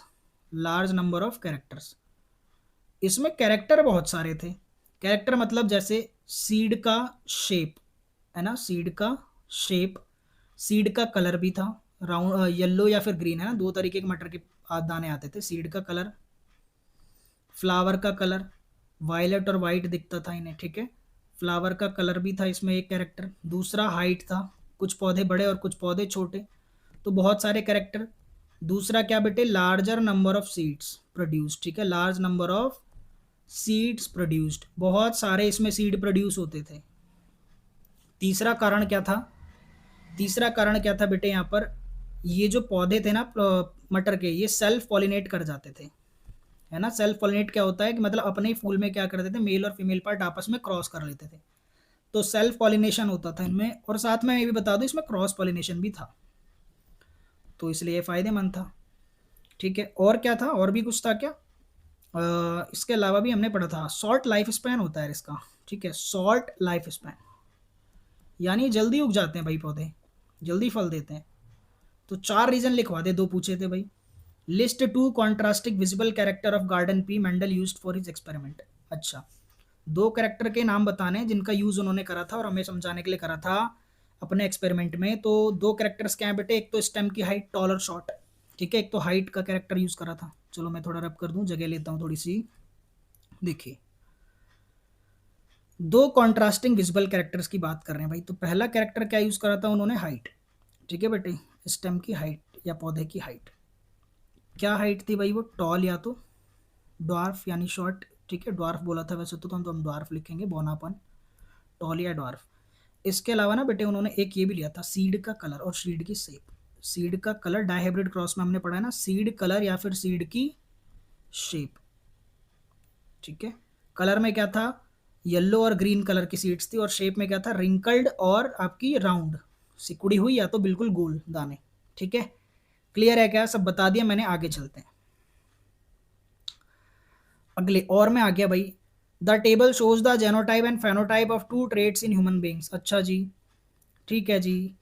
यहाँ पर आई का आंखों का कलर कैसा है, कैपिटल बी ब्लैक है और छोटा भी होगा तो ब्लू। ठीक है, डोमिनेंट ट्रेट है, मतलब काला होना डोमिनेंट है। और नीली आंखें होना क्या है भाई, रिसेसिव ट्रेट है, क्योंकि छोटे लेटर से लिखा हुआ है। अच्छा, स्किन का कलर फेयर होगा तो डबल एफ कैपिटल वाला, यानी डोमिनेंट है फेयर स्किन। और डार्क स्किन क्या है, रिसेसिव है, मतलब कभी कभी होता है। ठीक है। अच्छा, देव है एक बच्चा, who has black eyes dark skin colour. ठीक है। अच्छा, ब्लैक आइज है मतलब, अच्छा यहाँ पर ब्रैकेट में दे भी रखा है। ठीक है, कि ब्लैक आइज है यानी बी बी। ठीक है, प्योर ब्लैक आइज है भाई, प्योर का मतलब होमोजाइगस, दोनों कैपिटल लेटर आ गए। और डार्क स्किन का मतलब स्मॉल एफ एफ। ठीक है जी। And Bhumi who has blue eyes. ठीक है जी। And fair skin, blue eyes का मतलब क्या है, छोटा बी। ठीक है, यहाँ पर स्मॉल बी, और एफ का मतलब यहाँ पर कैपिटल एफ ले लिया। अच्छा, डोमिनेंट कैरेक्टर आ गया। What will be the possible phenotype and genotype of their offspring. इनके ऑफस्प्रिंग यानी इनका जो आने वाला बालक होगा, उसका फेनोटाइप जेनोटाइप क्या होगा भाई, वो बताना है, क्रॉस करवाना है इनके बीच में। ठीक है, क्रॉस करवा दे भाई, चलो करवा देते हैं। अब देखो जरा यार, अगर मैं यहाँ पर गैमेट्स बनाऊं तो क्या क्या गैमेट्स बनेंगे बेटे।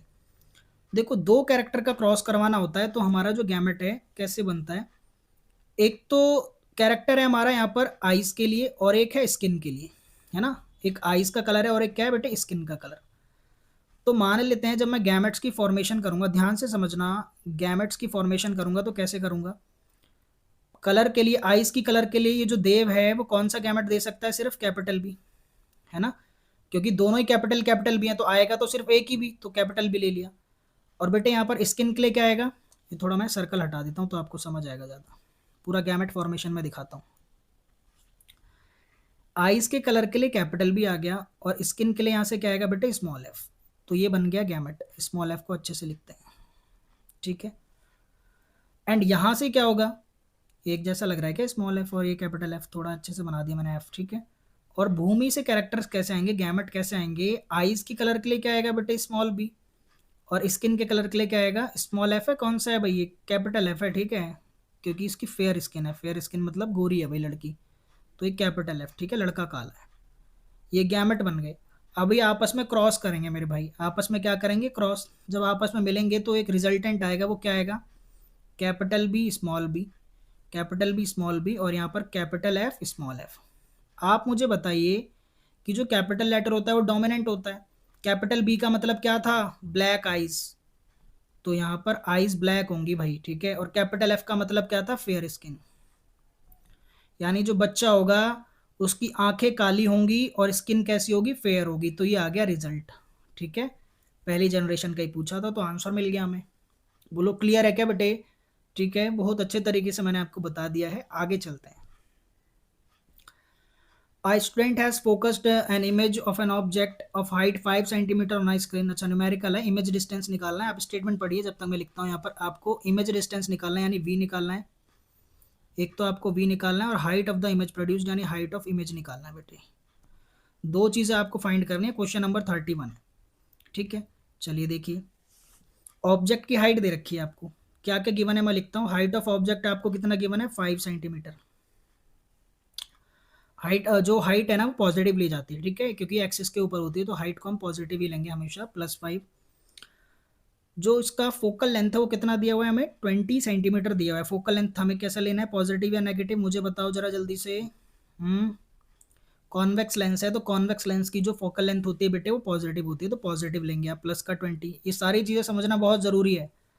ऑब्जेक्ट डिस्टेंस यानी यू क्या लोगे, ऑब्जेक्ट डिस्टेंस हमेशा हमेशा नेगेटिव लेते हैं, चाहे कोई सा भी मिरर हो और कोई सा भी लेंस हो। ठीक है, क्योंकि वो लेफ्ट में होता है। यार सीधी बात है, देखो ये क्राइटेरिया होता है, लेफ्ट में और जो नीचे डिस्टेंस होती है वो नेगेटिव, ऊपर और राइट में जो होती है वो पॉजिटिव। ठीक है, बस इतनी सी बात है। चलो आगे देखो और क्या क्या दिया हुआ है, लिख लो जल्दी से, और जल्दी जल्दी पेपर खत्म करना है भाई, 31वें सवाल पे आ गए हम। यू आपको -30 दिया हुआ है, निकालना क्या है, निकालना क्या है भाई, सबसे पहले आपको वी निकालना है। तो वी निकाल लेते हैं, आपका लेंस फॉर्मूला लगा के, 1/v - 1/u क्या होता है, 1/f। ठीक है, यही होता है आपका लेंस फॉर्मूला। तो ये फॉर्मूला अप्लाई करके मैं आंसर निकाल रहा हूँ यहाँ पर जल्दी से। 1/f यानी 1/20 हो गया, 1/v, तो हमें पता ही नहीं निकालना है, सॉरी प्लस लगा दिया भाई बीच में यार। जल्दबाजी में गलती हो रही है। और इक्वल्स टू बेटे 1/v, v हमें नहीं पता, माइनस का साइन लगाया, 1 में u दिया हुआ है -30, तो माइनस बाहर माइनस अंदर तो प्लस हो जाएगा। अच्छा जी, ठीक है। तो कुछ गलती करी है क्या हमने? माइनस का 1, हाँ ठीक है ठीक है, 1 में यहाँ पर 20 आ गया बेटे, और 1/v प्लस 1/30। अच्छा ठीक है, हो गया ठीक है। तो 1/20 से हमें 1/30 को क्या करना पड़ेगा, इधर माइनस करना पड़ेगा। देन यहाँ पर हमारे पास 1/v आ रहा है, ये 30 है बेटे। क्रॉस मल्टीप्लाई करते हैं, 30 ऊपर गया, -20 ऊपर गया, 21 सा, और नीचे 20 इंटू 30 कितना हो जाएगा, 600। क्रॉस मल्टीप्लाई कर दिया, आप डिनोमिनेटर को सेम भी कर सकते हैं। 30 में से 20 गया तो 10, और नीचे क्या बचा, 600। 0 से 0 कट गया, 60 ऊपर, रेसिप्रोकल करोगे तो 60 ऊपर और इधर v ऊपर, तो v कितना आ गया, 60। बेटे इमेज डिस्टेंस क्या आ गया, +60 सेंटीमीटर। इमेज डिस्टेंस के, ठीक है, जल्दी से नोट करिए, मैं रब कर रहा हूँ। दूसरा सवाल करते हैं, ठीक है। हाइट ऑफ इमेज यानी HI निकालना है यार, ठीक है। हाइट ऑफ इमेज कैसे निकलेगा, आप मुझे बताओ। ऑब्जेक्ट की हाइट दे रखी है ना, तो इससे फायदा होगा, मैग्निफिकेशन फाइंड कर सकते हैं, क्योंकि मुझे u और v पता है, ठीक है, मुझे u और v पता है। देखो जरा, मैग्निफिकेशन कैसे निकालते हैं बेटे, दो फॉर्मूले होते हैं मैग्निफिकेशन के। एक तो ये होता है आपका हाइट ऑफ इमेज अपॉन में हाइट ऑफ ऑब्जेक्ट, और एक और फॉर्मूला होता है इसका height of sorry image distance upon में ऑब्जेक्ट डिस्टेंस। तो इन दोनों को कंपेयर करेंगे हम, ठीक है, इन दोनों को कंपेयर करेंगे। इमेज नहीं पता मुझे कितनी है, लेकिन ऑब्जेक्ट की हाइट पता है 5 है, डिस्टेंस इमेज का 60 आया, और ऑब्जेक्ट का माइनस का 30 दिया था। 30 से 60 कटा तो -2 आया, -2 उधर 5 मल्टीप्लाई हो जाएगा, तो हाइट ऑफ इमेज कितना आ जाएगा, 5 2 जा माइनस का 10 सेंटीमीटर। -10 का मतलब मेरे भाई क्या है, रियल और इन्वर्टेड इमेज बनाए नीचे की साइड में, ठीक है। हाइट ऑफ इमेज कितना आ गया, माइनस का 10 सेंटीमीटर। बहुत आसान सवाल था बेटे, ठीक है, गलती नहीं करनी एग्जाम में। हमने 31 क्वेश्चन कर लिए हैं, आगे चलते हैं। क्वेश्चन नंबर 32 की बात कर रहा हूं मैं यहाँ पर। How does an electric fuse prevent the circuit and the appliances from the possible damage due to short circuiting और ओवरलोडिंग। भाई फ्यूज बहुत बेहतरीन चीज होती है, फ्यूज, ठीक है। How does an electric fuse prevent the circuit and the appliances from possible damage due to short circuiting और ओवरलोडिंग, ठीक है। ये जो आपका फ्यूज होता है ना, बहुत बढ़िया चीज होती है भाई, ठीक है। कैसे प्रिवेंट करती है शॉर्ट सर्किट या फिर ओवरलोडिंग के दौरान, हमें कैसे प्रोटेक्ट करती है। मैं पहले सारा कंसेप्ट समझाता हूँ, देन आपको बताता हूँ कि लिखना क्या है इसमें। देखिए मान लीजिए ये वायर आ रही है, मेन वायर आ रही है, ठीक है, मीटर से, और इधर आपका क्या है, अप्लायंसेस लगे हुए हैं। इधर फ्रिज चल रहा है, इधर आपका एक वॉशिंग मशीन चल रहा है, इधर आपका AC चल रहा है, और सारे रूम्स में लाइट और फैंस चल रहे हैं, ठीक है।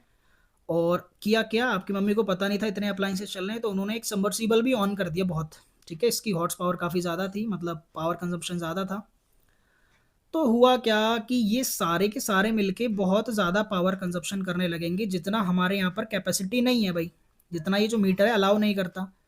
तो इस वायर और इस वायर के बीच में ना फ्यूज़ होता है, क्या लगा होता है, फ्यूज़। सारे अप्लायंसेस के पास करंट जाने से पहले कहाँ से गुजरता है, फ्यूज़ से। और फ्यूज़ के अंदर एक मेटल लगा होता है इस तरीके से। फ्यूज़ के अंदर क्या लगा होता है, एक मेटल। ये जो मेटल होता है या ये जो कंडक्टर होता है ना, कंडक्टर ही होता है बेटे।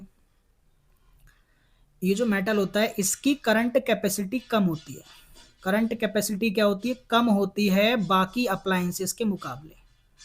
तो होता क्या है कि जब बहुत ज़्यादा करंट ड्रॉ होने लगता है, करंट करंट करंट बहुत ज़्यादा करंट ड्रॉ होने लगता है, तो ये जो फ्यूज़ है क्या होता है, इस वायर को मेल्ट कर देता है। इस वायर को क्या कर देता है, मेल्ट, समझिएगा। ये वायर मेल्ट हो जाता है और कनेक्शन क्या हो जाएगा, यहाँ से ब्रेक हो जाएगा। यहीं से कनेक्शन क्या हो जाएगा, पूरा ब्रेक हो जाएगा, और करंट आगे जाना बंद हो जाएगा, और यहाँ पर हमारे जो अप्लायंसेज हैं वो ख़राब होने से पूरे बच जाते हैं बेटे। तो ये फ्यूज़ का पूरा काम होता है। डायग्राम बना के आप इस तरीके से समझा सकते हैं।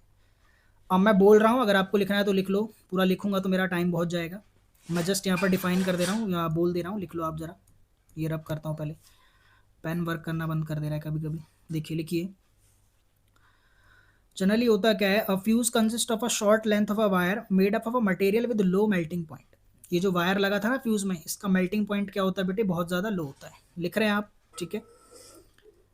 Fuse consist of a wire which is made up of a material which has low melting point. ये जो बीच में वायर लगा है इसका मेल्टिंग पॉइंट क्या होता है बेटे? लो। ठीक है। क्यों? देखिए यहाँ पर, व्हेन अ शॉर्ट सर्किट और overloading occurs a very large current flows through the circuit. बहुत ज्यादा करंट यहाँ से पास होता है। ये वायर जा रही है दोनों तरफ, ठीक है, अप्लायंसेस लगे, यहाँ से करंट जा रहा है, बहुत ज्यादा करंट पास होता है। तो होता क्या है? The excessive current causes the fuse wire to heat up significantly. ये जो वायर है ना बहुत ज्यादा हीट होती है, बहुत ज़्यादा हीट होने लगती है। ठीक है। आपने पढ़ा है ना हीटिंग इफेक्ट किसके बराबर होता है? I square R T, Joule's law पढ़ा है। तो जब करंट बढ़ाओगे तो देखो बहुत ज़्यादा बढ़ती है हीट, है ना, स्क्वायर में बढ़ती है। ठीक है बेटे।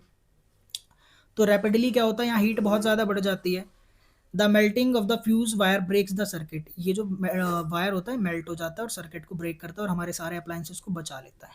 ठीक है, बता दी मैंने सारी बात भाई। 5 नंबर का सवाल है, 3 नंबर का ही सवाल है वैसे तो। अगला part, what instrument is use to measure electric current? How is it connected in a circuit? यार करंट को मेजर करने के लिए क्या यूज करते हैं? अमीटर। क्या यूज करते हैं? अमीटर। और ये जो अमीटर है बेटे कैसे कनेक्ट होता है सर्किट में? सीरीज में। ठीक है, सीरीज में। ये रहा सर्किट। ठीक है, यहीं पर लगा देंगे अमीटर कहीं भी सीरीज में। ठीक है। Define 1 ampere. 1 एम्पियर को डिफाइन करना यार कर दो। V equal to I R होता है बेटे। तो V अपॉन में आर किसका फॉर्मूला बना? आई का। तो वोल्टेज अगर 1 होगा और रेजिस्टेंस भी 1 होगा तो 1/1, 1/1 क्या होगा बेटे? 1। तो करंट कितना आएगा? 1 एम्पियर। तो डिफिनीशन हो गई कि किसी भी सर्किट में जब वोल्टेज कितना होगा? 1 वोल्ट, और रेजिस्टेंस भी कितना होगा? 1 ओम। जब आपका वोल्टेज 1 वोल्ट और रेजिस्टेंस 1 ओम होगा तो करंट कितना होगा? 1 एम्पियर। ठीक है, बता दिया मैंने। ऐसे भी आप डिफाइन कर सकते हैं फॉर्मूला लिख के भी, पूरा लिखना ज़रूरी नहीं है। ठीक है, पूरा लिखना ज़रूरी नहीं। अगर आप लिखना चाहते हैं तो मैं बोल रहा हूँ, जल्दी लिखिए, मैं बोल रहा हूँ। 1 ampere is defined as the flow of 1 coulomb of electric charge per second through any cross section of a conductor. ठीक है, इस तरीके से भी कर सकते हैं आप। दूसरा एक फॉर्मूला होता है यार आई का, आपको पता है? करंट का एक और फॉर्मूला होता है, I equal to Q upon T. ठीक है, तो यहाँ पर अगर चार्ज जो है वो 1 कूलम्ब है और टाइम कितना? 1 सेकेंड है बेटे, तो 1 से 1 कटा तो कितना करंट आ गया? 1 एम्पियर। तो इस तरीके से भी डिफाइन कर सकते हो कि 1 सेकेंड में अगर 1 कूलम्ब चार्ज फ्लो हो रहा है तो करंट कितना होगा? 1 एम्पियर। 1 सेकेंड में अगर 1 कूलम्ब चार्ज फ्लो हो रहा है तो करंट कितना होगा? 1 एम्पियर। ठीक है, 1 ampere is defined as the flow of 1 coulomb of electric charge per second.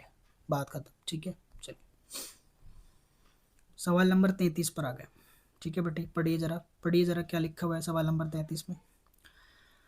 Food chain और फूड वेब में डिफरेंस बताना है यार। देखो फूड चेन क्या होता है? एक सीरीज होती है डायरेक्टली।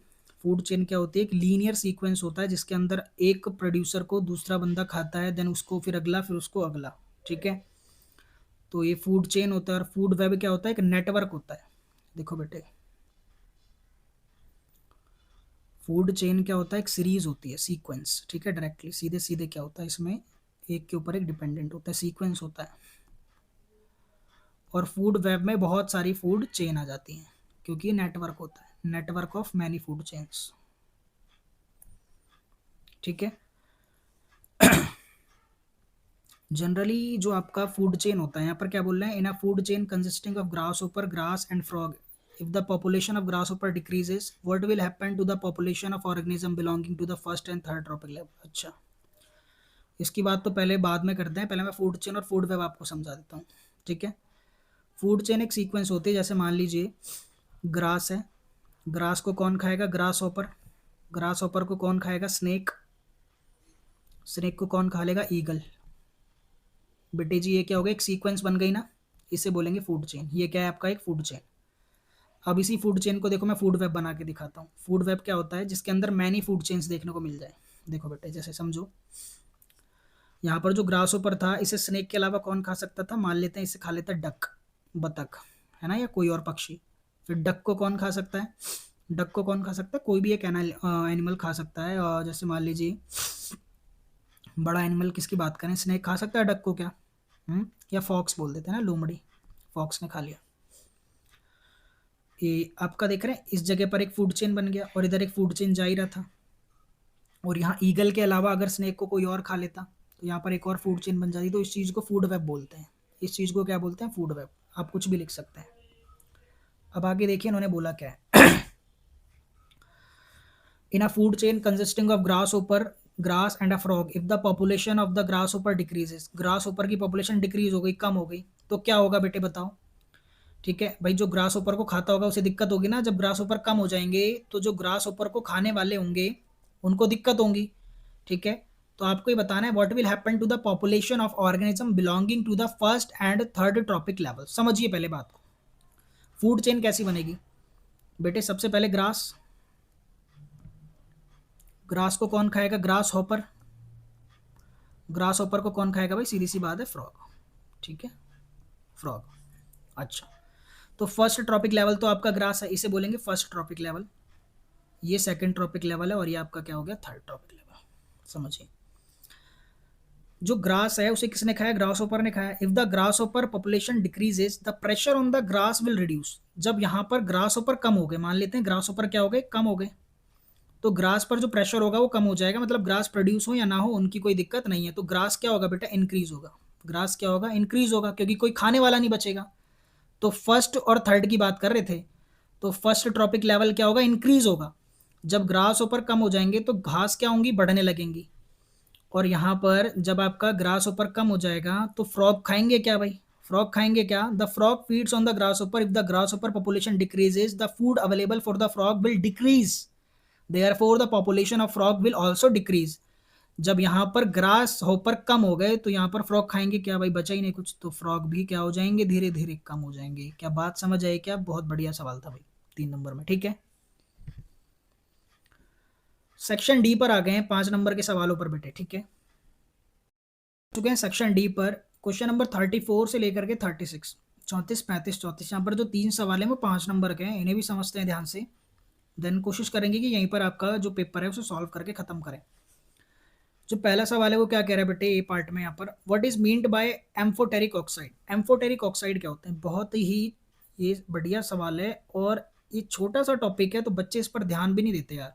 एम्फोटेरिक ऑक्साइड क्या होता है, ये ऐसे मेटल ऑक्साइड होते हैं जो बेटे एसिड के साथ में भी रिएक्ट कर लेते हैं और बेस के साथ में भी। ठीक है, metal oxides which react with both, metal oxide which react with both base and acid, acid और बेस बेटे दोनों के साथ में क्या करते हैं, रिएक्ट कर लेते हैं। ठीक है, अच्छा, choose the amphoteric oxide from the following, इनमें से कौन कौन सा एम्फोटेरिक ऑक्साइड है, तो बेटे यहाँ पर जो जिंक ऑक्साइड होता है ये एम्फोटेरिक ऑक्साइड होता है। ठीक है, इसके अलावा एल्यूमिनियम दिया, हाँ ये एल्यूमिनियम ऑक्साइड भी क्या होता है बेटे, एल्यूमिनियम ट्राइऑक्साइड भी क्या होता है आपका, एम्फोटेरिक ऑक्साइड। जो यहाँ पर Na2O है वो बेसिक है, और CO2 क्या है, एसिडिक है। ये क्या होता है, बेसिक होता है, और CO2 क्या होता है, तरीके से एसिडिक है, और H2O तो आपको पता है जनरली न्यूट्रल होता है।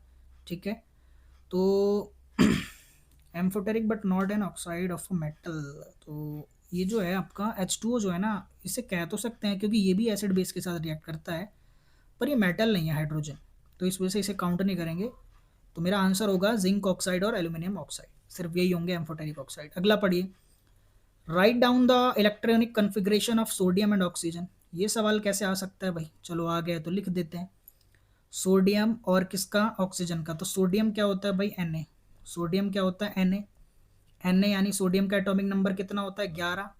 तो इलेक्ट्रॉनिक कन्फिग्रेशन क्या होगी, पहले में 2, दूसरे में 8, 8 और 2 10 और 1 11, तो 281, ये इलेक्ट्रॉनिक कन्फिग्रेशन, 8 2 10 और 1 11, ये सोडियम का EC है, इलेक्ट्रॉनिक कन्फिग्रेशन है बेटे, सोडियम का क्या है, इलेक्ट्रॉनिक कन्फिग्रेशन। ठीक है, चलिए समझते हैं आगे। देखिए जरा अगला क्या बोला इन्होंने, ऑक्सीजन का भी तो लिखना था यार। ऑक्सीजन का क्या होता है एटॉमिक नंबर बेटे, 8 होता है। जो ऑक्सीजन होता है उसका एटॉमिक नंबर क्या होता है आपका, 8 होता है। तो 8 EC कैसे लिखोगे, 2 आया पहले में और दूसरे में 6 ही आ पाएगा, फिर 2 और 6 8, सेकंड वाली सेल में मैक्सिमम 8 आ पाते हैं। तो ये EC हो गया किसका, ऑक्सीजन का। नोट कर लो जल्दी से, मैं रब कर रहा हूँ, अगला क्वेश्चन पढ़ो जल्दी से भाई, बहुत टाइम हो गया, बहुत टाइम हो गया।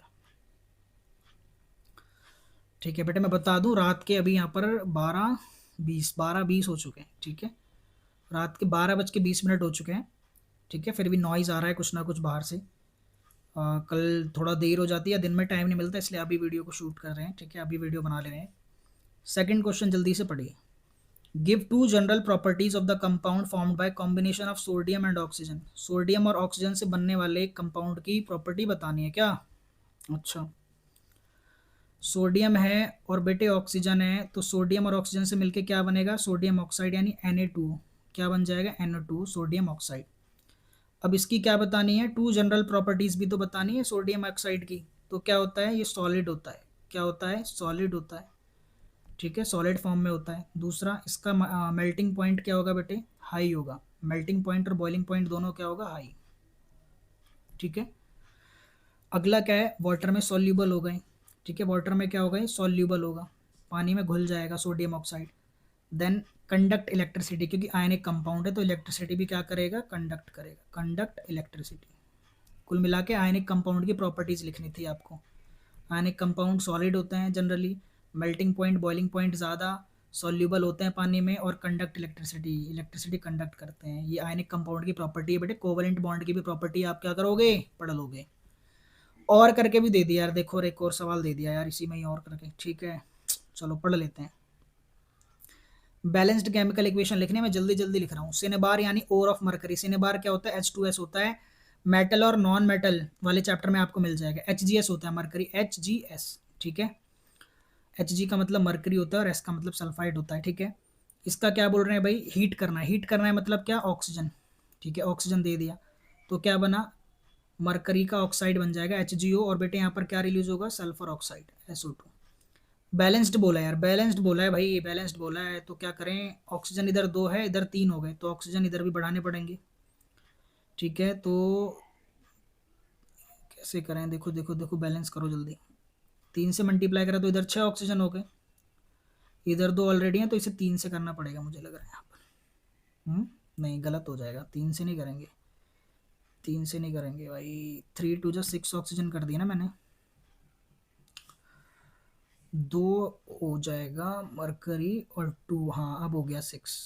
2 फिर यहाँ पर भी लगाना पड़ेगा, ये बैलेंस हो गया। ठीक है बेटे, ये सिनेबार होता है, ये सिनेबार होता है। ठीक है, mixture of copper oxide and copper sulphide, इन्हें मिक्स करेंगे तो क्या बनेगा भाई,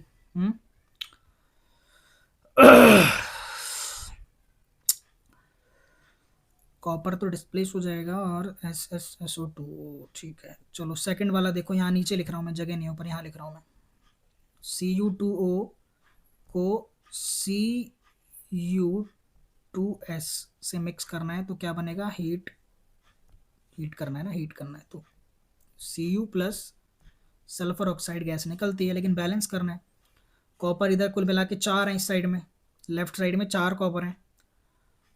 SO2 ऑक्सीजन, बैलेंस कर रहा हूँ मैं यहाँ पर, 6 यहाँ 2। ठीक है, बैलेंस हो गया बेटे, इससे ज़्यादा कुछ भी नहीं करना है, बैलेंस हो गया। आप गिन सकते हैं सारे कंपाउंड्स को। थर्ड इक्वेशन को देखिए, ज़्यादा टाइम में नहीं दे रहे हैं यहाँ पर। जिंक ऑक्साइड को हीट कर रहे हैं कार्बन के साथ। ठीक है, कार्बन के साथ जिंक ऑक्साइड को हीट कर रहे हैं। ZnO को हीट कर रहे हैं किसके साथ बेटे, कार्बन। तो क्या बनेगा यहाँ पर, जिंक प्लस में क्या बनेगा, CO। ठीक है, तो बस हो गया। ठीक है, इसे बैलेंस तो करने की जरूरत नहीं लग रही मुझे, तो बैलेंस्ड है ऑलरेडी, ऑलरेडी बैलेंस्ड है। ठीक है, इसमें कुछ नहीं बनेगा, बैलेंस्ड है। आगे जो बचा है उसे जल्दी से देखो यार, फटाफट देखो, रब कर रहा हूँ मैं। नोट करते हुए चलो, सॉल्व करते हुए, सारी इंपॉर्टेंट है इक्वेशंस। ठीक है, कुछ भी ऐसा नहीं है कि ये सब कुछ बहुत बढ़िया इक्वेशंस दिए हैं, बहुत बढ़िया पेपर मिल गया भैया हमें। ठीक है, जो आपका यहाँ पर फोर्थ है, iron oxide is reduced in aluminium. ठीक है, क्या इक्वेशन बनेगी भाई फोर्थ की, जरा देखो। आयरन ऑक्साइड का मतलब क्या होता है, Fe2O3 होता है बेटे। इसको एल्यूमिनियम की प्रेजेंस में क्या कर रहे हैं, हम हीट कर रहे हैं। ठीक है, ये इक्वेशन मुझे याद है, बहुत ईजी है। 2Fe प्लस एल्यूमिनियम ट्राइऑक्साइड बन जाता है यहाँ पे।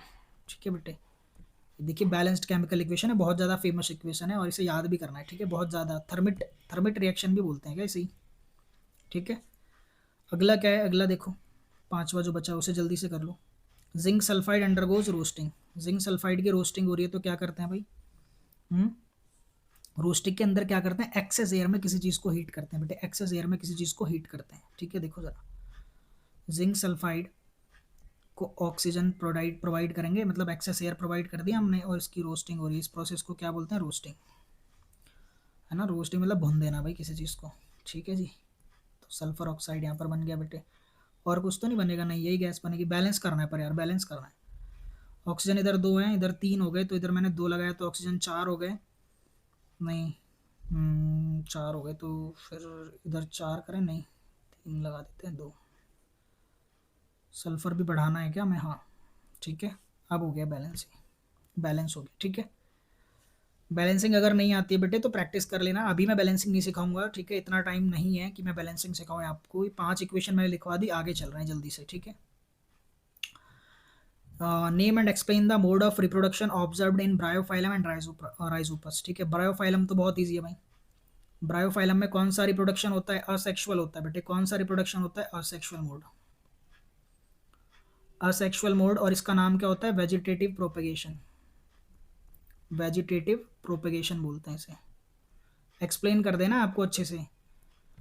ब्रायोफाइलम एक पत्ता होता है। ठीक है, पत्ते में से क्या होता है? पौधा उग जाता है, पत्थर चट्टे का पौधा भी बोलते हैं हिंदी में से। असेक्सुअल मोड होता है और इस मोड का नाम होता है वेजिटेटिव प्रोपेगेशन। जैसे मान लीजिए एक पत्ता है, ठीक है, ये क्या है? एक पत्ता है, और पत्ते में क्या होगा? बर्ड्स आ जाती हैं, पत्ते में से ही पौधा उग जाता है। ठीक है, ये ब्रायोफाइलम का पत्ता है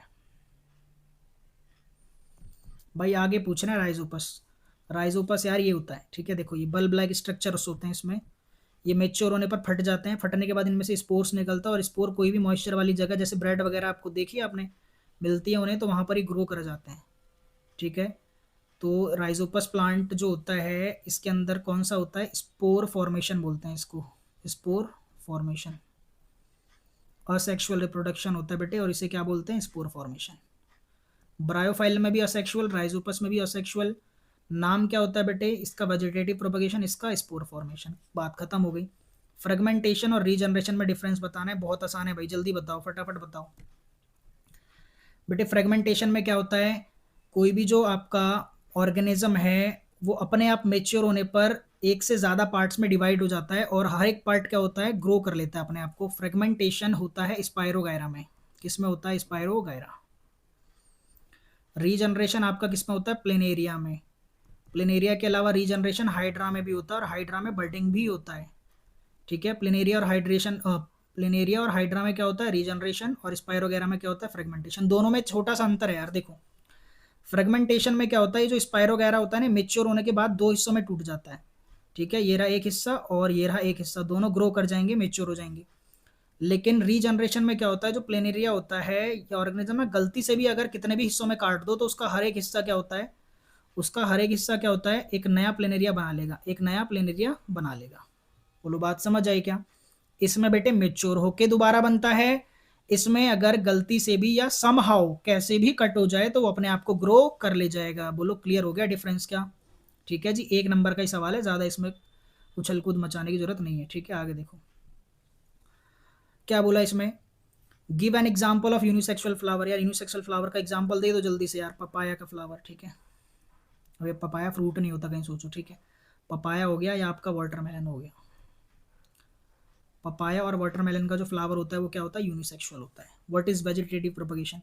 बेटे vegetative propagation is a method of asexual reproduction in which we grow plant using their vegetative parts.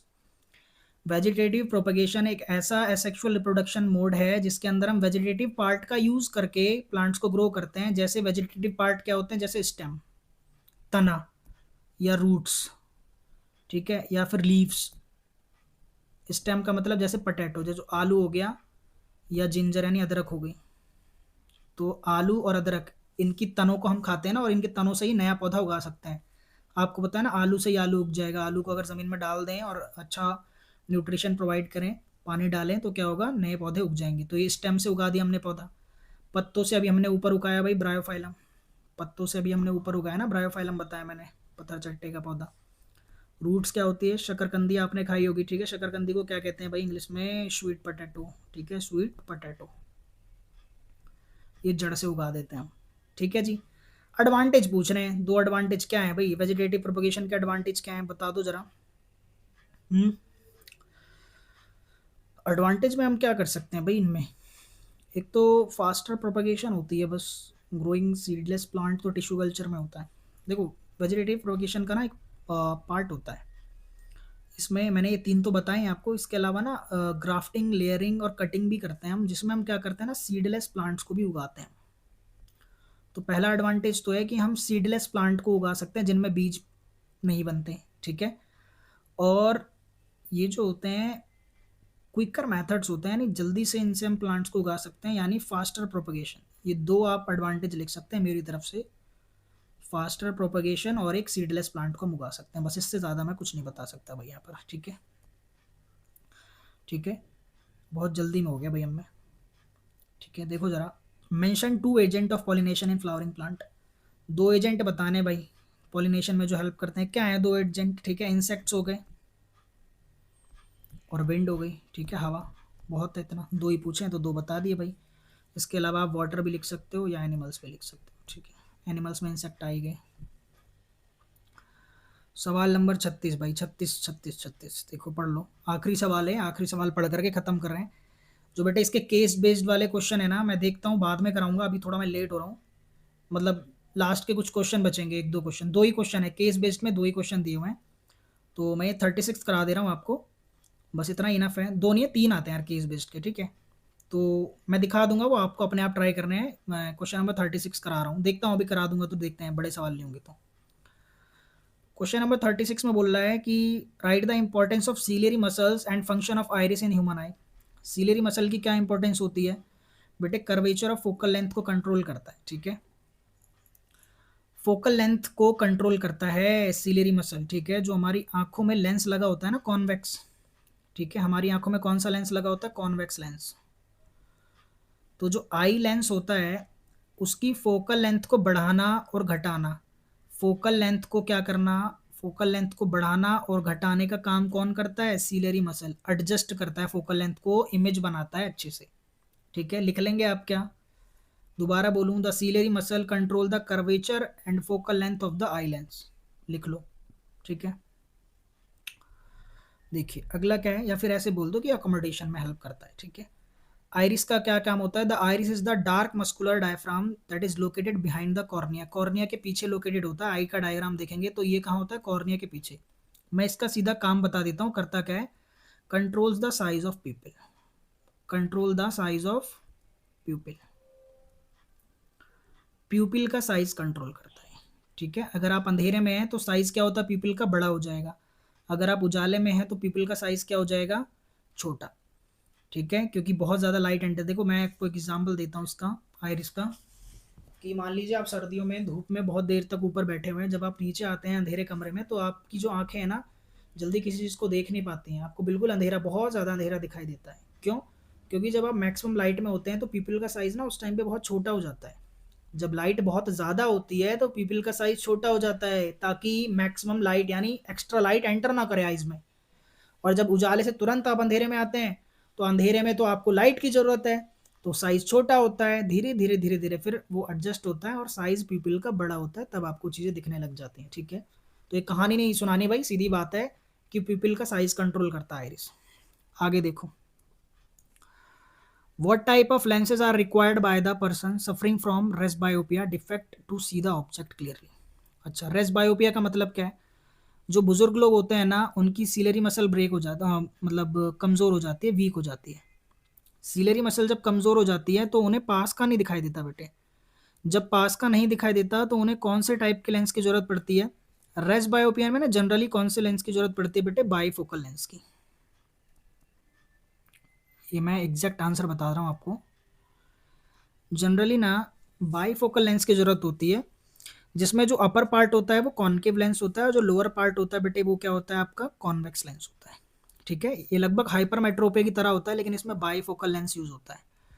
ऊपर की साइड में कौन सा लेंस लगा होता है? कॉनकेव। ठीक है, मतलब बाईफोकल का मतलब 2-2 लेंस लगे होते हैं चश्मे में, एक ऊपर और एक नीचे। ठीक है, ऊपर कॉनकेव और नीचे convex. In the context of refraction of light occurs through the glass prism, define the following. Angle of refraction क्या होता है और एंगल ऑफ इंसिडेंस क्या होता है? यार एंगल ऑफ रिफ्रैक्शन का मतलब है जितने एंगल पर लाइट आपकी रिफ्लेक्ट कर जाती है। मान लेते हैं 2 मीडियम है, इधर पानी है और इधर क्या? एयर। एयर से लाइट आई आई आई आई। ठीक है, तो एयर क्या होता है? रेयरर मीडियम होता है, पार्टिकल दूर दूर है। और जो पानी है वो क्या आपका? डेंसर मीडियम है, यानी पार्टिकल पास पास होते हैं। तो लाइट जो सीधे आ रही थी वो लाइट बेंड हो जाएगी। तो लाइट को कहाँ जाना था? लाइट को कहाँ जाना था? सीधे जाना था। रुक जाओ, देखो ये लाइट को ना इधर जाना था, इधर इधर सीधे जाना था। लाइट क्या हो गई? इतनी बेंड हो गई। ठीक है, तो यहाँ पर इस एंगल को क्या बोलते हैं? Angle of refraction. ठीक है, कितना रिफ्रैक्ट हो गई लाइट। ठीक है बेटे, तो सीधे जाना था और नीचे बेंड हो गई, तो ये रिफ्रैक्शन हो गया। एंगल ऑफ इंसिडेंस क्या होता है भाई? मीडियम पर, यहाँ पर जितने एंगल पर इंसिडेंस करती है, ठीक है, उसे बोलते हैं angle of incidence. Angle of incidence, it is the angle between the incident ray and the ray of light entering the prism. अच्छा यार, प्रिज्म के कंटेक्स्ट में बताना था ना, जो बताया। चलो, प्रिज्म के कंटेक्स्ट में कोई अलग बात नहीं है, ठीक है, यही है एंगल ऑफ रिफ्रैक्शन, यही होता है, ठीक है। आगे देखो, अगला सवाल पढ़ो। अगले सवाल में क्या लिखा है बेटे? Define the term dispersion of white light. या डिस्पर्जन का मतलब क्या होता है? इसमें जो वाइट लाइट होती है वो स्प्लिट हो जाती है 7 अलग अलग रंगों में, ठीक है। जो वाइट लाइट होती है वो 7 अलग अलग रंगों में डिस्पर्स हो जाती है, उसे क्या बोलते हैं? विबग्योर। वी नीचे से लिखना शुरू करना है, कई बच्चे उल्टा कर देते हैं, ऊपर से लिख देते हैं। VIBGYOR, violet, indigo, blue, green, yellow, orange, red, ठीक है जी। जो रेड होती है इसकी वेवलेंथ सबसे ज़्यादा होती है। कुछ चीज़ें मैं बता दूं, वेवलेंथ सबसे ज़्यादा होती है, इसकी वेवलेंथ सबसे कम होती है। ये डेविएट सबसे कम होता है, डेविएट का मतलब झुकना, बेंड सबसे कम होता है, ठीक है, या ब्रेक सबसे कम होता है, और ये सबसे ज़्यादा डेविएट होती है। डेविएशन इसमें सबसे ज़्यादा होता है, नहीं, सबसे ज़्यादा झुक जाती है, सबसे लास्ट में निकलती है लाइट, ठीक है। Name the colour of light which bend the most. सबसे ज़्यादा बेंड कौन सी होती है? Violet. The least while passing through. सबसे कम बेंड कौन होती है बेटे? रेड। अभी बता दिया। Right the cause of dispersion of light. Dispersion of light का कॉज क्या होता है बेटे? देखो, टोटल इंटरनल रिफ्लेक्शन होता है, ठीक है। इसका कॉज क्या होता है? TIR, टोटल इंटरनल रिफ्लेक्शन, ठीक है। और यहाँ पर ना एक और चीज़ होती है यार, वैसे रिफ्रैक्टिव इंडेक्स भी यहाँ पर डिपेंड करता है, ठीक है। पर आप इतना ही लिखिए अभी फिलहाल तो, ठीक है। स्पीड ऑफ लाइट जो होती है जब एयर में होती है तो धीरे होती है, जब प्रिज्म में एंटर करती है, जब हम लाइट को ब्रेक करते हैं 7 लाइट्स में, तो प्रिज्म जो होता है वो सॉलिड होता है, और जो एयर होता है आपका क्या होता है, इसमें पार्टिकल दूर दूर होते हैं, तो दोनों का रिफ्रैक्टिव इंडेक्स जो होता है बेटे वो अलग अलग होता है। तो स्पीड जो होती है ना, यहाँ पर जो 7 रंगों की लाइट है, इन सब की स्पीड थोड़ी थोड़ी डिफर करती है, किसी की ज़्यादा है, किसी की कम है। तो रेड लाइट सबसे पहले आ जाती है, फिर ऑरेंज, फिर येलो, फिर ग्रीन, फिर ब्लू, फिर आपकी इंडिगो, फिर वायलेट। तो जो प्रिज्म है वो करता क्या है? लाइट की स्पीड को रोक देता है। तो जो 7 लाइट्स होते हैं जिनकी स्पीड ज़्यादा है वो बाहर जल्दी आ जाते हैं, जिनकी स्पीड कम है वो देर में आती है। तो इस तरीके से हमें 7 लाइट देखने को मिलती हैं, ठीक है।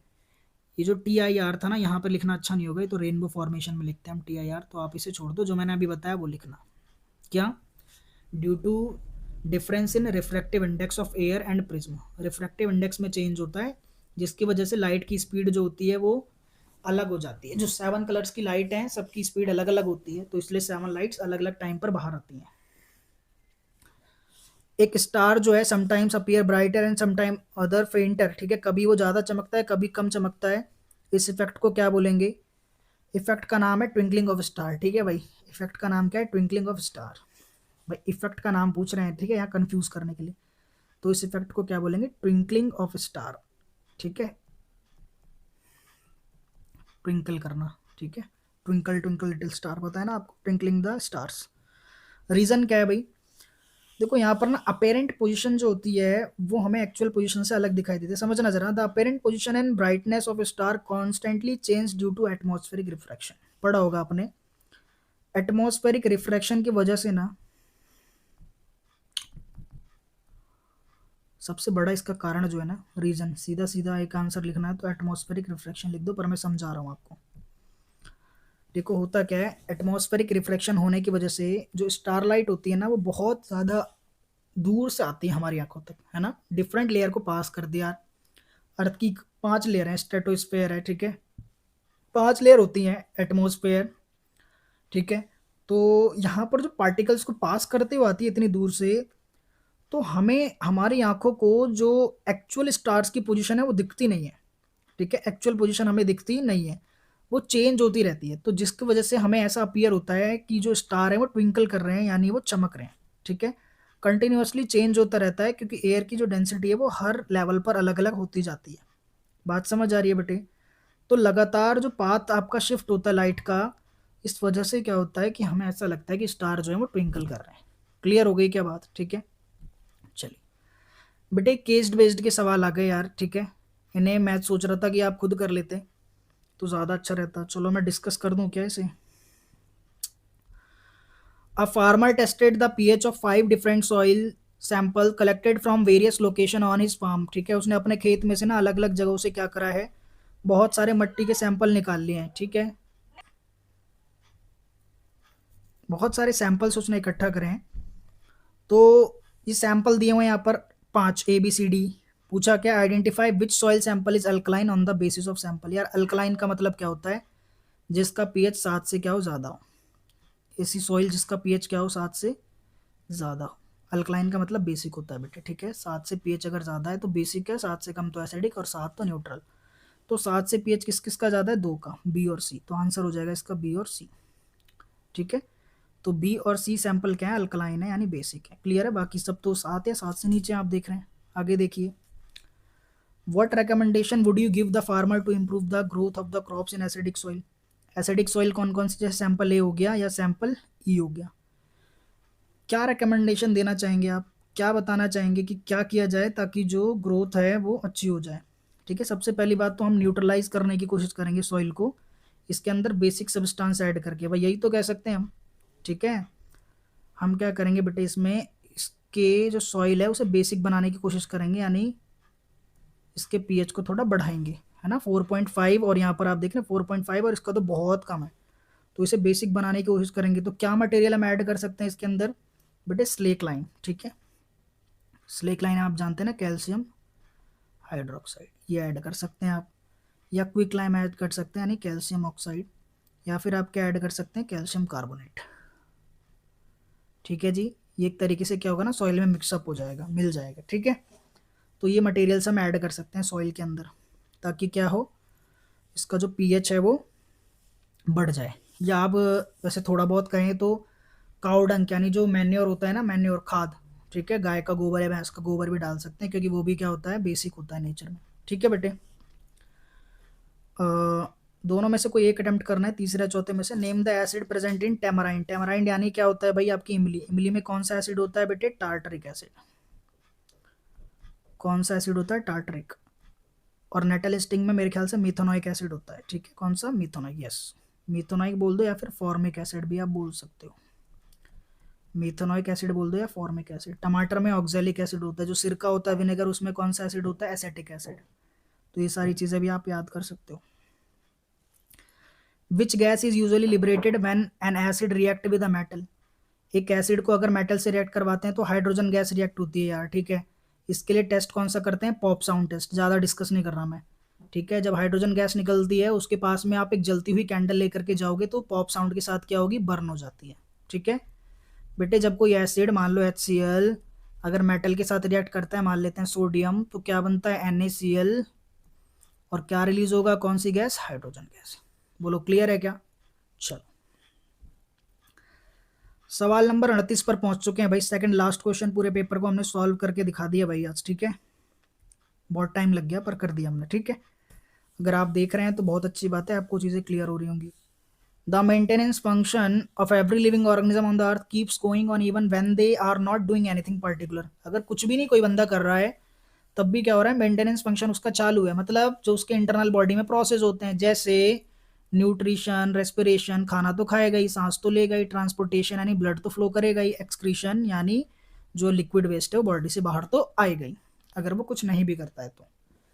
Name 2 type of nutrition. भाई 2 टाइप के न्यूट्रिशन होते हैं, एक होता है ऑटोट्रॉफिक और एक होता है हेट्रोट्रॉफिक, स्वपोषी और विषमपोषी भाई। ठीक है,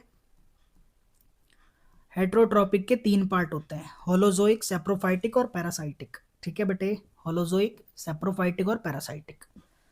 वी ईट फूड, हम खाना खाते हैं। What happens to this food during anaerobic respiration in our muscles है, बहुत इंपॉर्टेंट। जो हम खाना खाते हैं उसका 3 तरीके से क्या हो सकता है, ब्रेक डाउन। ग्लूकोज का 3 तरीके से ब्रेक डाउन होता है, एक तो प्रेजेंस ऑफ ऑक्सीजन में, एक लैक ऑफ ऑक्सीजन यानी ऑक्सीजन की कमी में, और एक अब्सेंस ऑफ ऑक्सीजन में। ये तीनों ध्यान से पढ़ लेना बेटे, पायरुविक एसिड जैसे ब्रेक होता है। ठीक है, इस चीज़ को पढ़ लेना, इंपॉर्टेंट टॉपिक है। ठीक है, देखो जरा क्या होता है खाने के साथ अगर अनारोबिक रेस्पिरेशन हो रहा है तो समझो जरा। जैसे मान लो हम रनिंग कर रहे हैं या हैवी कोई एक्सरसाइज कर रहे हैं, तो उस टाइम पर क्या होता है, हमें हाई अमाउंट ऑफ एनर्जी चाहिए होती है कंटिन्यूस, है ना। हमें हाई अमाउंट ऑफ क्या चाहिए होती है, एनर्जी। तो लगातार हम भागते हैं या कुछ भी काम करते हैं तो एनर्जी ज़्यादा चाहिए होती है, और ज़्यादा एनर्जी के लिए हमें ज़्यादा ऑक्सीजन चाहिए। तो हम क्या करते हैं, सांस लेने की तेजी से कोशिश करते हैं, है ना, सांस लेने की तेजी से क्या करते हैं, कोशिश करते हैं। तो इस टाइम पर होता क्या है कि एक इम्प्रॉपर रेस्पिरेशन होता है यहाँ पर, है ना, रेस्पिरेशन बहुत अच्छे से नहीं हो पाता। तो मसल सेल्स में क्या होता है ये पूछ रहे हैं, है ना। तो मसल सेल्स में क्या होता है बेटे, लैक्टिक एसिड की फॉर्मेशन हो जाती है। किसकी फॉर्मेशन हो जाती है, लैक्टिक एसिड, जिसकी वजह से हमारे हाथ पैर में दर्द भी होता है, आप जानते हैं, ठीक है। तो लैक्टिक एसिड बनता है, एसिड लिखा हुआ है, ठीक है। तो ये बनता है आपका product. What is transpiration, transpiration का मतलब है एक्सेस वाटर का रिमूव होना प्लांट से, removal of excess water from plant, removal of excess water from plant. Plant के अंदर जो फालतू पानी होता है उसका रिमूवल, बाहर आना। ये पत्तों से होता है, तनों से होता है, या फिर जड़ से भी होता है, ठीक है। कैसे यूजफुल है पौधों के लिए, पौधों के लिए यूजफुल कैसे है, बहुत ज़रूरी सवाल है, बताओ। टेम्परेचर मेंटेन करने के लिए, ठीक है। सबसे पहला क्या, टेम्परेचर रेगुलेशन। ट्रांसपिरेशन के एडवांटेज पूछ लिया, अब हमें पढ़ा ही नहीं हमें, लेकिन फिर भी दिमाग लगा सकते हैं ना। सबसे पहला तो टेम्परेचर रेगुलेशन होता है, ठीक है। उसके बाद क्या होता है, absorption and upward movement of water, ठीक है। जब पानी निकलेगा पत्तों से तभी तो दोबारा रूट से पानी ऊपर चढ़ेगा, ठीक है, यानी absorption of water from roots, absorption of water from roots, ठीक है बेटे। वाटर पोल को बनाए रखना, वाटर पोल को बनाए रखना, यानी पत्तों से जब ट्रांसपिरेशन में पानी निकलेगा तभी तो जड़ों से ऊपर आएगा। तो ये दूसरा पॉइंट हो गया, 2 पॉइंट हमने इंपॉर्टेंट यहाँ पर लिख दिए, ठीक है। चलिए, mention the pathway of urine starting from the organ of its formation and name the filtration unit in human kidneys, ठीक है। चलो लिख देते हैं, जल्दी से इसे रब कर दें। पाथवे मेंशन करना है, या तो आप सीधा डायग्राम बना दो या सीधा सीधा बता दो कि कहाँ कहाँ से पास होता है, ठीक है। देखो पाथवे क्या होता है, सबसे पहले जो आपका ब्लड होता है वो कहाँ जाता है बेटे, किडनीज में जाता है, ठीक है। पाथवे में बता देता हूँ कहाँ कहाँ जाता है, किडनी, किडनी के बाद यूरेटर में आता है, दो होते हैं यूरेटर आपके पास, पाइप। यूरेटर के बाद कहाँ आता है, यूरिनरी ब्लैडर में इकट्ठा हो जाता है। यूरिनरी ब्लैडर में जो यूरिन होता है वो इकट्ठा होता है, और यूरिनरी ब्लैडर के बाद में यूरेथ्रा जो ओपनिंग पॉइंट होता है वहाँ से बाहर आ जाता है, ठीक है। और फिल्ट्रेशन यूनिट को क्या बोलते हैं, ह्यूमन किडनी को अंदर जो होता है नेफ्रॉन, क्या होता है फिल्ट्रेशन यूनिट, नेफ्रॉन, ठीक है। चलिए, सवाल number 29। Reena fixes a sheet of white paper on a drawing board. She places a bar magnet in center of it. Sprinkles some iron filling, ठीक है। आयरन के उसने थोड़ा वो डाल दिया, पाउडर सा आयरन का, वो चारों तरफ ना यूनिफॉर्मली क्या हो गए, यूनिफॉर्मली उसने डाल दिया। On tapping the board gently she observes that the iron filing have arranged themselves in a particular pattern. ये पैटर्न कौन सा होगा भाई, ये बार मैग्नेट है, ये पोल है, ये साउथ पोल है। तो जब इधर बहुत सारे आयरन के पार्टिकल डाल दिए, बहुत सारे आयरन के क्या डाल दिए, पार्टिकल, तो होगा क्या, यहाँ पर आप देखते हैं कि जब आयरन के पार्टिकल डालेंगे तो ये ना शेप ले लेंगे, ऐसी कुछ इस तरीके से शेप ले लेंगे, ठीक है। अब यहाँ पर तो मैं दिखा नहीं सकता प्रैक्टिकल पूरा, पर आप देख सकते हैं, सर्च करके आपको मिल जाएगा एक आध वीडियो। आयरन फिलिंग्स जो होती है ना वो इस शेप में आ जाती हैं, closed curve. Magnetic field line are closed curve justify, क्या जस्टिफाई करें भाई, magnetic field line close curve होती है, क्या जस्टिफाई करें इसमें। देखो पहले सवाल में क्या पूछा, magnetic field line are closed curve justify, the magnetic field line are continuous and form a complete loop, ठीक है। अब इसमें जस्टिफाई करने का कोई वो नहीं है, जो आप जानते हैं वो सारी चीज़ें लिख दो। जैसे क्या लिखोगे, नॉर्थ पोल से निकलती है, साउथ में जाती है, अंदर की साइड में साउथ से नॉर्थ होती है और पैरेलल होती है एक दूसरे के, ठीक है, कभी एक दूसरे को इंटरसेक्ट नहीं करती है, ठीक है बेटे। Mention 2 parameter that are necessary to describe a magnetic field, 2 parameter बताओ जो कि जरूरी है डिस्क्राइब करने के लिए मैग्नेटिक फील्ड। पहला तो उसका मैग्नीट्यूड, यानी ज़्यादा है कम है, कितनी है मैग्नेटिक फील्ड, और दूसरा क्या होता है, डायरेक्शन, दूसरा क्या होता है, डायरेक्शन। मैग्नीट्यूड का मतलब होता है स्ट्रेंथ, ठीक है, एक तरीके से कितना ज़्यादा है कितना कम है। और डायरेक्शन, डायरेक्शन कौन बताएगा, मैग्नेटिक कंपास नीडल। दोनों में से एक अटेम्प्ट करना है। Why do magnetic field line do not cross each other, क्यों नहीं क्रॉस कर सकती मैग्नेटिक फील्ड लाइन, ये बहुत फेमस क्वेश्चन है। क्योंकि अगर एक फील्ड लाइन दूसरे को क्रॉस करेगी तो एक पॉइंट पे दो दो डायरेक्शन बताएगा, ठीक है। एक पॉइंट पे क्या हो जाएगा, दो डायरेक्शन पॉसिबल हो जाएंगी, जो कि इम्पॉसिबल है, ठीक है। कभी भी अगर ऐसा हो तो क्या होगा बेटे, कि कंपास जो है हमें दो डायरेक्शन बताने की कोशिश करेगा, जो कि इम्पॉसिबल है ना, एक पॉइंट पे दो डायरेक्शन थोड़ी ना हो सकती है, ठीक है। तो यहाँ पर क्या होगा, magnetic field lines will never intersect each other. Right hand thumb rule बताना है। तो राइट हैंड थंब रूल में क्या होता है बता दो जल्दी से। राइट हैंड थंब रूल में अपना, ठीक है, ये जो थंब होता है वो क्या बताता है भाई, ये देखो ये फिंगर्स होती हैं हमारी राइट हैंड की, बना दे रहा हूँ मैं, ठीक है। ये जो होता है करंट की डायरेक्शन बताता है, और ये जो मेरी चारों फिंगर है वो किसकी डायरेक्शन बताएंगे, मैग्नेटिक फील्ड की, ठीक है। अंगूठे के ऊपर करके और मैं अपनी चारों उंगलियों को घुमाऊंगा, ठीक है।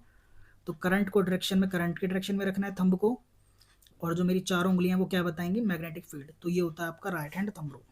क्लियर है क्या बेटे? यहाँ खत्म हो जाता है अपना आज का पेपर। 80 नंबर का पेपर था। आपको क्या इसमें मुश्किल लगा, क्या नहीं लगा, कमेंट में बताना कि आपको चीज़ें समझ आई क्या, इतनी मेहनत करने का मेरा कोई फ़ायदा है क्या, अगर आपने देखा तो आपको कोई एडवांटेज मिला या नहीं मिला। ठीक है बेटे, तो आज के लिए इतना ही। चलिए बढ़िया से पेपर दे के आना, और पेपर से जस्ट पहले कुछ भी नहीं पढ़ना बेटे, एक रात पहले जितना पढ़ना है पढ़ लो। ठीक है जी, चलिए आराम करिए और अच्छे से पढ़िए। ठीक है, थैंक यू।